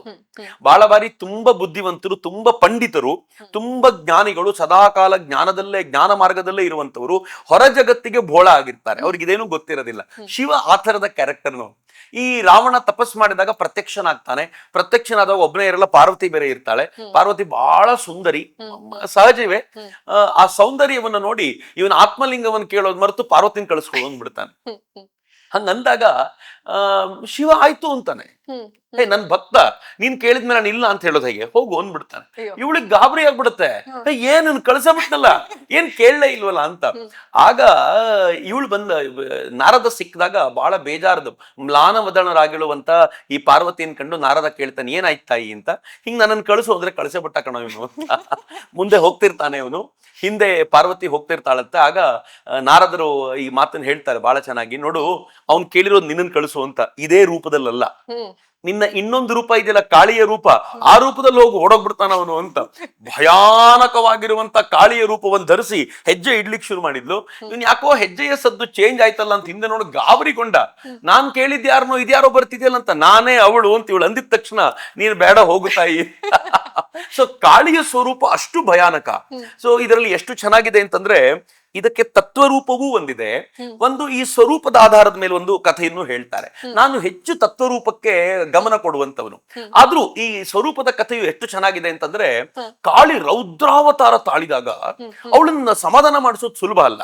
ಹೌದು. ಯಾವುದೇ ದೇವರುಗಳು ಆ ರೌದ್ರಾವತಾರಕ್ಕೆ ಹೋಗೋದಿಲ್ಲ. ಆ ರೌದ್ರಾವತಾರಕ್ಕೆ ಏನಿದ್ರೆ ಅವನ್ ಸಮಾಧಾನ ಪಡಿಸ್ಲಿಕ್ಕೆ ದೊಡ್ಡ ಸಾಹಸವೇ ಮಾಡ್ಬೇಕು. ನರಸಿಂಹ ಬಗ್ದಾಗ ಅವನ್ ರೌದ್ರಾವತಾರ ಹೇಗಿತ್ತು ಅಂತಂದ್ರೆ, ಸ್ವತಃ ಲಕ್ಷ್ಮಿ ಹೇಳಿದ್ಲಂತೆ, ನನ್ನ ಹತ್ರ ಸಮಾಧಾನ ಮಾಡ್ಲಿಕ್ಕೆ ಆಗೋದಿಲ್ಲಪ್ಪ, ಇದು ಸಾಧ್ಯ ಇದ್ರೆ ಪ್ರಹ್ಲಾದನಿಗೆ ಮಾತ್ರ, ನೀನೇ ಹೋಗಿ ಏನಾದ್ರೂ ಹೇಳು ಅಂತ. ಪ್ರಹ್ಲಾದ ಸ್ತುತಿಸಿದ ನಂತರ ನರಸಿಂಹ ಶಾಂತವಾದ ಅನ್ನೋದು ನಮ್ಗೆಲ್ಲರೂ ಗೊತ್ತಿರುವಂತ ಸಂಗತಿ. ಹಾಗೆ ಕಾಳಿ ಭಯಾನಕವಾಗಿರುವ ರೌದ್ರ ರೂಪವನ್ನ ತಾಳಿ ಎಲ್ಲವನ್ನು ನುಂಗಿ ಬಿಡ್ತೀನಿ ಅಂತ ನಿಂತಿರುವಾಗ, ಎಲ್ಲದರ ನಾಶಕ್ಕೆ ಸಿದ್ಧವಾಗಿ ನಿಂತಿರುವಾಗ ಯಾರಿಗೂ ಸಮಾಧಾನ ಮಾಡ್ಲಿಕ್ಕೆ ಆಗ್ಲಿಲ್ವಂತೆ. ಸ್ವತಃ ಶಿವನಿಗೂ ಎದುರಿಗೆ ಶಿವ ನಿಂತರೆ ಶಿವನನ್ನೇ ಕಡ್ದು ಹಾಕ್ಬಿಡೋಳು ಆ ಪಳಿಯ ರೌದ್ರಾವತಾರ ಇದ್ದಿರುವಾಗ ಶಿವ ಹೋಗಿ ಕೆಳಗ್ ಮಲ್ಕೊಂಡಂತೆ. ಕೆಳಗೆ ಮಲ್ಕೊಂಡಾಗ ಅಚಾನಕ್ಕಾಗಿ ಆ ರುದ್ರ ನರ್ತನದಲ್ಲಿದ್ದಂತ ಕಾಳಿ ತನ್ನ ಕಾಲನ್ನ ಶಿವನ ಎದೆ ಮೇಲೆ ಇಟ್ಲಂತೆ. ಈ ಎದೆ ಮೇಲಿಟ್ಟಾಗ ಸಾಫ್ಟ್ ಸ್ಕಿನ್ ಟಚ್ ಆಯ್ತಲ್ಲ ಅವಳು ಕಾಲಿಗೆ, ಯಾರಿದು ಅಂತ ನೋಡಿದ್ಲು. ನೋಡಿದಾಗ ನನ್ನ ಗಂಡ ಇದ್ದಾನೆ ಅಂತ ಗೊತ್ತಾದಾಗ ನಾಚಿಕೆ ಆಗ್ಬಿಡತ್ತಂತೆ ಅವಳಿಗೆ. ನಾಚಿಕೆಯಾಗಿ ಇಡೀ ಆಕ್ರೋಶ ಕೆಳಗಿಳಿತು ಅಂತ ಹೇಳ್ತಾರೆ. ಅದಕ್ಕೆ ಕೆಲವರು ಏನ್ ಹೇಳ್ತಾರೆ ಅಂದ್ರೆ, ಅವಳ ಮುಖದಲ್ಲಿ ಗಂಡನ ಮೇಲೆ ಕಾಲಿಟ್ಟಾಗ ರೌದ್ರತೆ ಕಡಿಮೆಯಾಗಿ ನಾಚಿಕೆಯ ಭಾವ ಜಾಸ್ತಿ ಕಾಣುತ್ತೆ ಅಂತ. ಅದಕ್ಕಿಂತ ಮುಂಚೆ ಅವಳು ರೌದ್ರಳಾಗಿದ್ಲು, ಗಂಡನ ಮೇಲೆ ಕಾಲಿಟ್ಟಿದ್ದೀನಿ ಅಂತ ಗೊತ್ತಾದ ತಕ್ಷಣ ನಾಚಿಕೆ ತಕ್ಷಣಕ್ಕೆ ಬಂತು, ತಕ್ಷಣ ಆ ರೌದ್ರಾವತಾರ ಎಕ್ದಮ್ ಡೌನ್ ಆಯ್ತು ಅಂತ. ಇದು ಅದರ ಬಗ್ಗೆ ಇರುವಂತ ಕತೆ. ಆದ್ರೆ ಇದನ್ನ ಅಕ್ಕ ನಿವೇದಿತಾ, ಸ್ವಾಮಿ ವಿವೇಕಾನಂದರಿಂದ ಪ್ರಭಾವಿತರಾಗಿ ಭಾರತಕ್ಕೆ ಬಂದಂತ ಮಾರ್ಗರೆಟ್ ನೋಬಲ್, ಈ ದೇಶದ ಸೇವೆಗೋಸ್ಕರ ತನ್ನಂತ ಅಕ್ಕ ನಿವೇದಿತವಾಗಿ ಮಾರ್ಪಡಿಸ್ಕೊಂಡ ನಂತರ ವಿವೇಕಾನಂದರಿಂದ ದೀಕ್ಷೆ ತೆಗೆದುಕೊಂಡು ಆಕೆ ಒಂದ್ ಮಾತನ್ನು ಬಹಳ ಚೆನ್ನಾಗಿ ಹೇಳ್ತಾಳೆ. ಏನ್ ಹೇಳ್ತಾಳೆ ಅಂತಂದ್ರೆ, ಅದು ತತ್ವದ ಆಧಾರದಲ್ಲಿ ನೀವು ಹೇಳೋದಾದ್ರೆ, ಶಿವ ಮತ್ತು ಶಕ್ತಿ ಒಂದನ್ನೊಂದು ಬಿಟ್ಟಿರಲಾರದೆ ಇರುವಂತ ಸಂಗತಿಗಳು. ಶಿವ ಅಂದ್ರೆ ಏನು ಅಂದ್ರೆ ಆತ ಶಾಂತವಾಗಿರುವಂತ ಸ್ವಭಾವ, ಶಕ್ತಿ ವೈಭವ. ಶಿವ, ಆಕೆ ಎಕ್ಸ್ಪ್ಲನೇಷನ್ ಚೆನ್ನಾಗಿ ಕೊಡ್ತಾಳೆ, ಶಿವ ಅಂದ್ರೆ ಡೈನಮೋ ಇದ್ದಂತೆ. ಆ ಡೈನಮೋಕ್ಕೆ ತಂತಿ ಹಾಕಿ ಎಲೆಕ್ಟ್ರಿಸಿಟಿ ಕೊಟ್ರೆ ಏನ್ ನಾವು ಲೈಟ್ ನೋಡ್ತೀವೋ ಅದೆಲ್ಲ ಶಕ್ತಿ ಅಂತ. ಹೀಗಾಗಿ ಈ ಡೈನಮೋ ಅಲ್ಲೇ ಇರುತ್ತೆ, ಶಕ್ತಿಯ ನರ್ತನ ನಡೀತಿರುತ್ತೆ. ಡೈನಮೋ ಅಲ್ಲೇ ಇರುತ್ತೆ, ಆ ಡೈನಮೋದ ಮೇಲೆ ಶಕ್ತಿಯ ನರ್ತನ ನಡೀತಿರುತ್ತೆ. ಹಾಗೆಯೇ ಡೈನಮೋ ಆಗಿರೋ ಶಿವ ಅಲ್ಲೇ ಇರ್ತಾನೆ, ಅದರ ಮೇಲೆ ಶಕ್ತಿಯ ಆವಿರ್ಭಾವ ಆಗತ್ತೆ ಅಂತ. ನೀವು ಇನ್ನೂ ಚೆನ್ನಾಗಿ ಯೋಚನೆ ಮಾಡ್ಬೋದು ಅಂತಂದ್ರೆ, ಭೂಮಿಯನ್ನ ಶಿವ ಅಂತ ಭಾವಿಸೋದಾದ್ರೆ, ನಾನು ಭಾವನೆಯ ದೃಷ್ಟಿಯಿಂದ ಹೇಳ್ತಿರೋದು, ಸುಮ್ಮನೆ ಆಲೋಚನೆಗೆ ಹೇಳ್ತಿರೋದು, ಭೂಮಿಯನ್ನ ಶಿವ ಅಂತ ಭಾವಿಸೋದಾದ್ರೆ ಇದ್ರೊಳಗೆ ಬಿದ್ದಿರುವಂತ ಒಂದು ಬೀಜ ಮೊಳಕೆ ಹೊಡೆದು ಹೆಮ್ಮರವಾಗಿ ನಿಲ್ಲುತ್ತಲ್ಲ, ಅದು ಶಕ್ತಿ. ಈ ಒಳಗಿನ ಈ ಶಕ್ತಿಯ ಕಾರಣಕ್ಕೋಸ್ಕರ, ಭೂಮಿಯಲ್ಲಿ ಅಂತರ್ನಿಹಿತವಾಗಿರುವ ಶಕ್ತಿಯ ಕಾರಣಕ್ಕೋಸ್ಕರ ಆ ಬೀಜ ಮೊಳಕೆಯೊಡೆದು ಹೆಮ್ಮರವಾಗಿದೆ, ಮರ ಕಾಣುತ್ತೆ. ಆದ್ರೆ ಭೂಮಿ ಕೊಟ್ಟಿರುವಂತ ಎನರ್ಜಿ ಏನು ಅಂತ ಯಾರಿಗೂ ಗೊತ್ತಾಗೋದಿಲ್ಲ. ಆದ್ರೆ ಈಗ ನೀವೇನಾದ್ರೂ ಭೂಮಿಯನ್ನ ಶಿವ ಅಂತ ಭಾವಿಸಿ ಇದನ್ನ ಶಕ್ತಿ ಅಂತ ಭಾವಿಸೋದಾದ್ರೆ, ಶಿವನ ಮೇಲೆ ಶಕ್ತಿ ನಿಂತು ಬಿಟ್ಟಿದ್ದಾಳಲ್ಲಪ್ಪ ಅಂತ ಅನ್ಸುತ್ತೆ. ಆದ್ರೆ ದಿಸ್ ಇಸ್ ಫ್ಯಾಕ್ಟ್. ತಾತ್ವಿಕ ದೃಷ್ಟಿಯಿಂದ ಇದು ಫ್ಯಾಕ್ಟ್.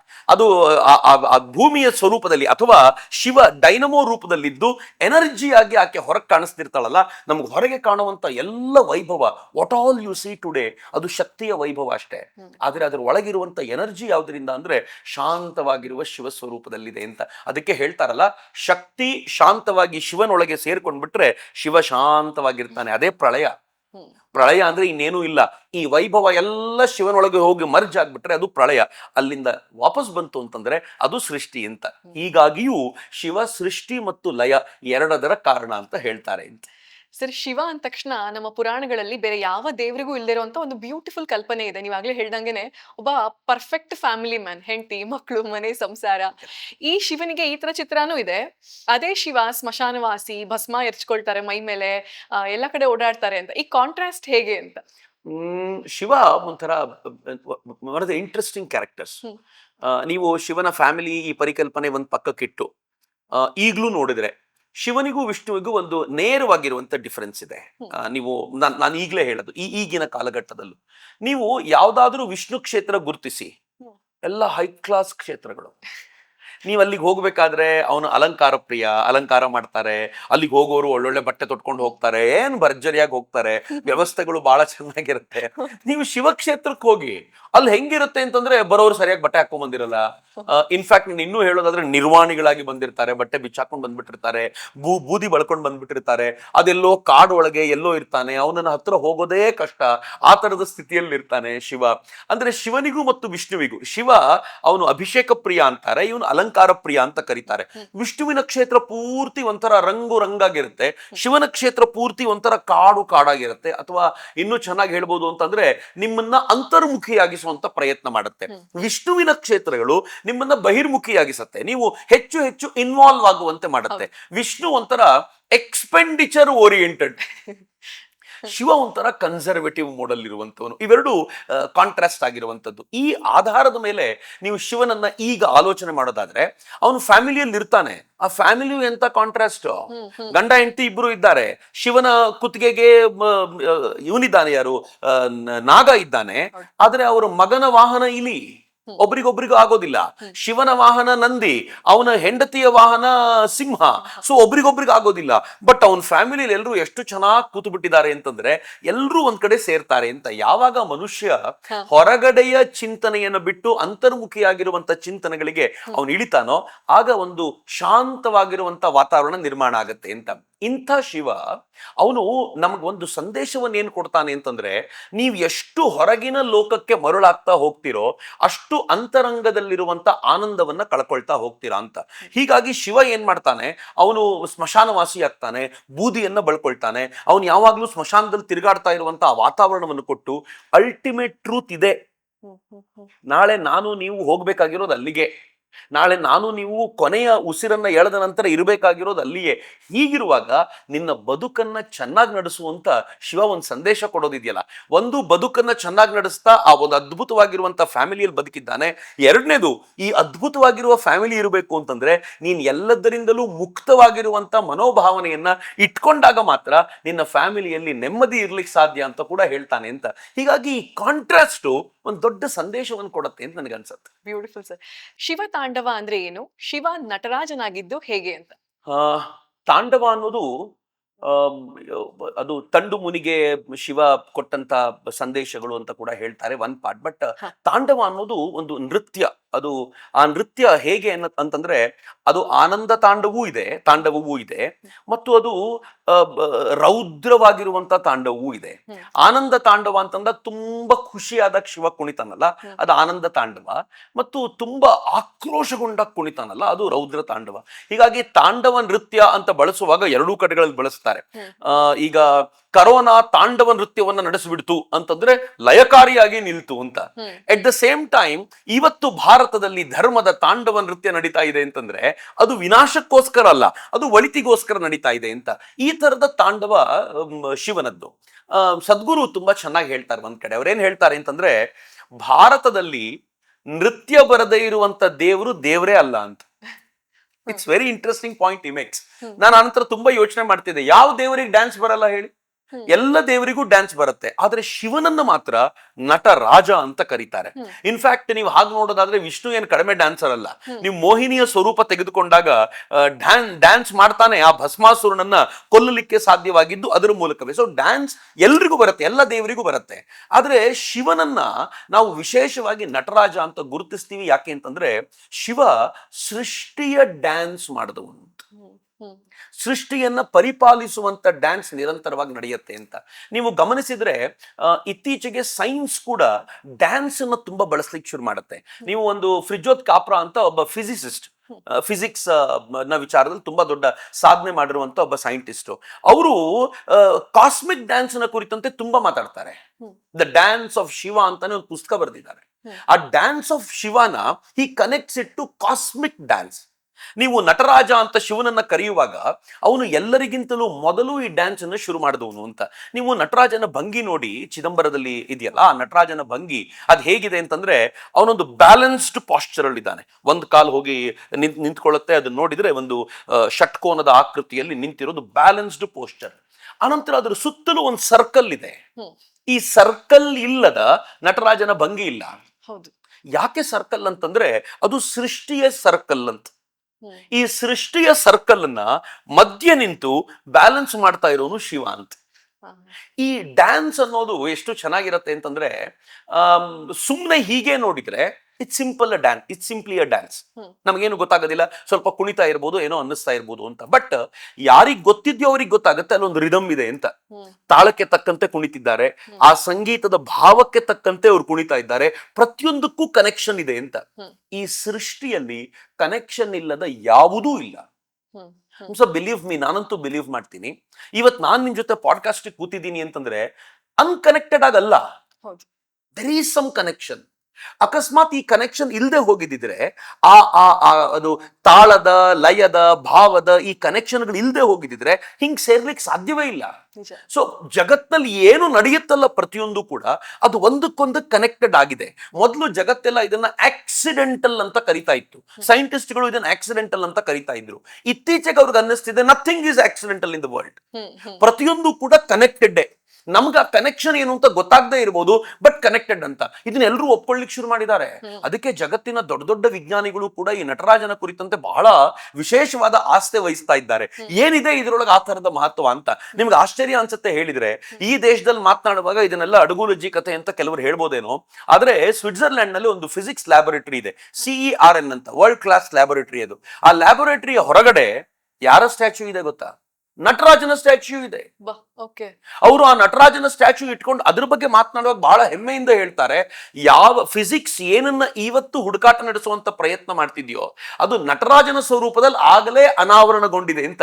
ಈ ಕಾಸ್ಮಿಕ್ ವೈಶ್ವಿಕ ನೃತ್ಯವನ್ನ ಅವನು ಯಾವಾಗ್ಲೂ ಮಾಡ್ತಾನೆ ಅಂತ. ಹೀಗಾಗಿ ನಟನೆಗೆ ಅವನು ರಾಜ ಅಂತ, ಅದಕ್ಕೋಸ್ಕರ ನಟರಾಜ ಅಂತ. ಅದಕ್ಕೆ ಈ ಚಿದಂಬರಂನಲ್ಲಿ ಅದನ್ನೆಲ್ಲ ನಾವು ನೋಡುವಾಗ ಶಿವನಿಗೆ ಸಂಬಂಧಪಟ್ಟ ಅನೇಕ ದೇವಸ್ಥಾನಗಳು ದಕ್ಷಿಣದಲ್ಲಿವೆ, ಶಿವನ ಕುರಿತಂತ ಅನೇಕ ಗುಪ್ತ ಸಂಗತಿಗಳು ಇಲ್ಲಿವೆ. ಹೀಗಾಗಿ ಚಿದಂಬರ ರಹಸ್ಯ ಅಂತಾನೆ ಕರೆಯೋದು. ಏನು ಒಳಗೆ ಇನ್ನೇನು ಅಡಗಿದೆಯೋ ದೇವರೇ ಬಲ್ಲ ಅಂತ ಅವತ್ತಿನಿಂದ ಇವತ್ತಿನವರೆಗೂ ಚಿದಂಬರ ರಹಸ್ಯವಾಗಿ ಉಳ್ಕೊಂಡಿದೆ ಅಂತ. ಈ ತರದ ಅನೇಕ ಸಂಗತಿಗಳು ಶಿವನೊಂದಿಗೆ ಸೇರ್ಕೊಂಡಿವೆ. ಅವನೊಂಥರ ಮಿಸ್ಟಿಕ್. ನೀವು ಎಷ್ಟು ಅರಿತುಕೊಳ್ಳಲಿಕ್ಕೆ ಪ್ರಯತ್ನ ಪಡ್ತೀರೋ ಅಷ್ಟೇ ಆಳಕ್ಕೆ ಕರ್ಕೊಂಡು ಹೋಗಬಲ್ಲಂತ ಕ್ಯಾರೆಕ್ಟರ್ ಶಿವ ಅಂತ ನನ್ಗೆ ಅನ್ಸುತ್ತೆ ಯಾವಾಗ. ಸರ್, ನೀವೀಗ ಆಳ ಅಂದ ತಕ್ಷಣ ನನಗೆ ಒಂದು ಕತೆ ನೆನಪಾಗ್ತಿದೆ.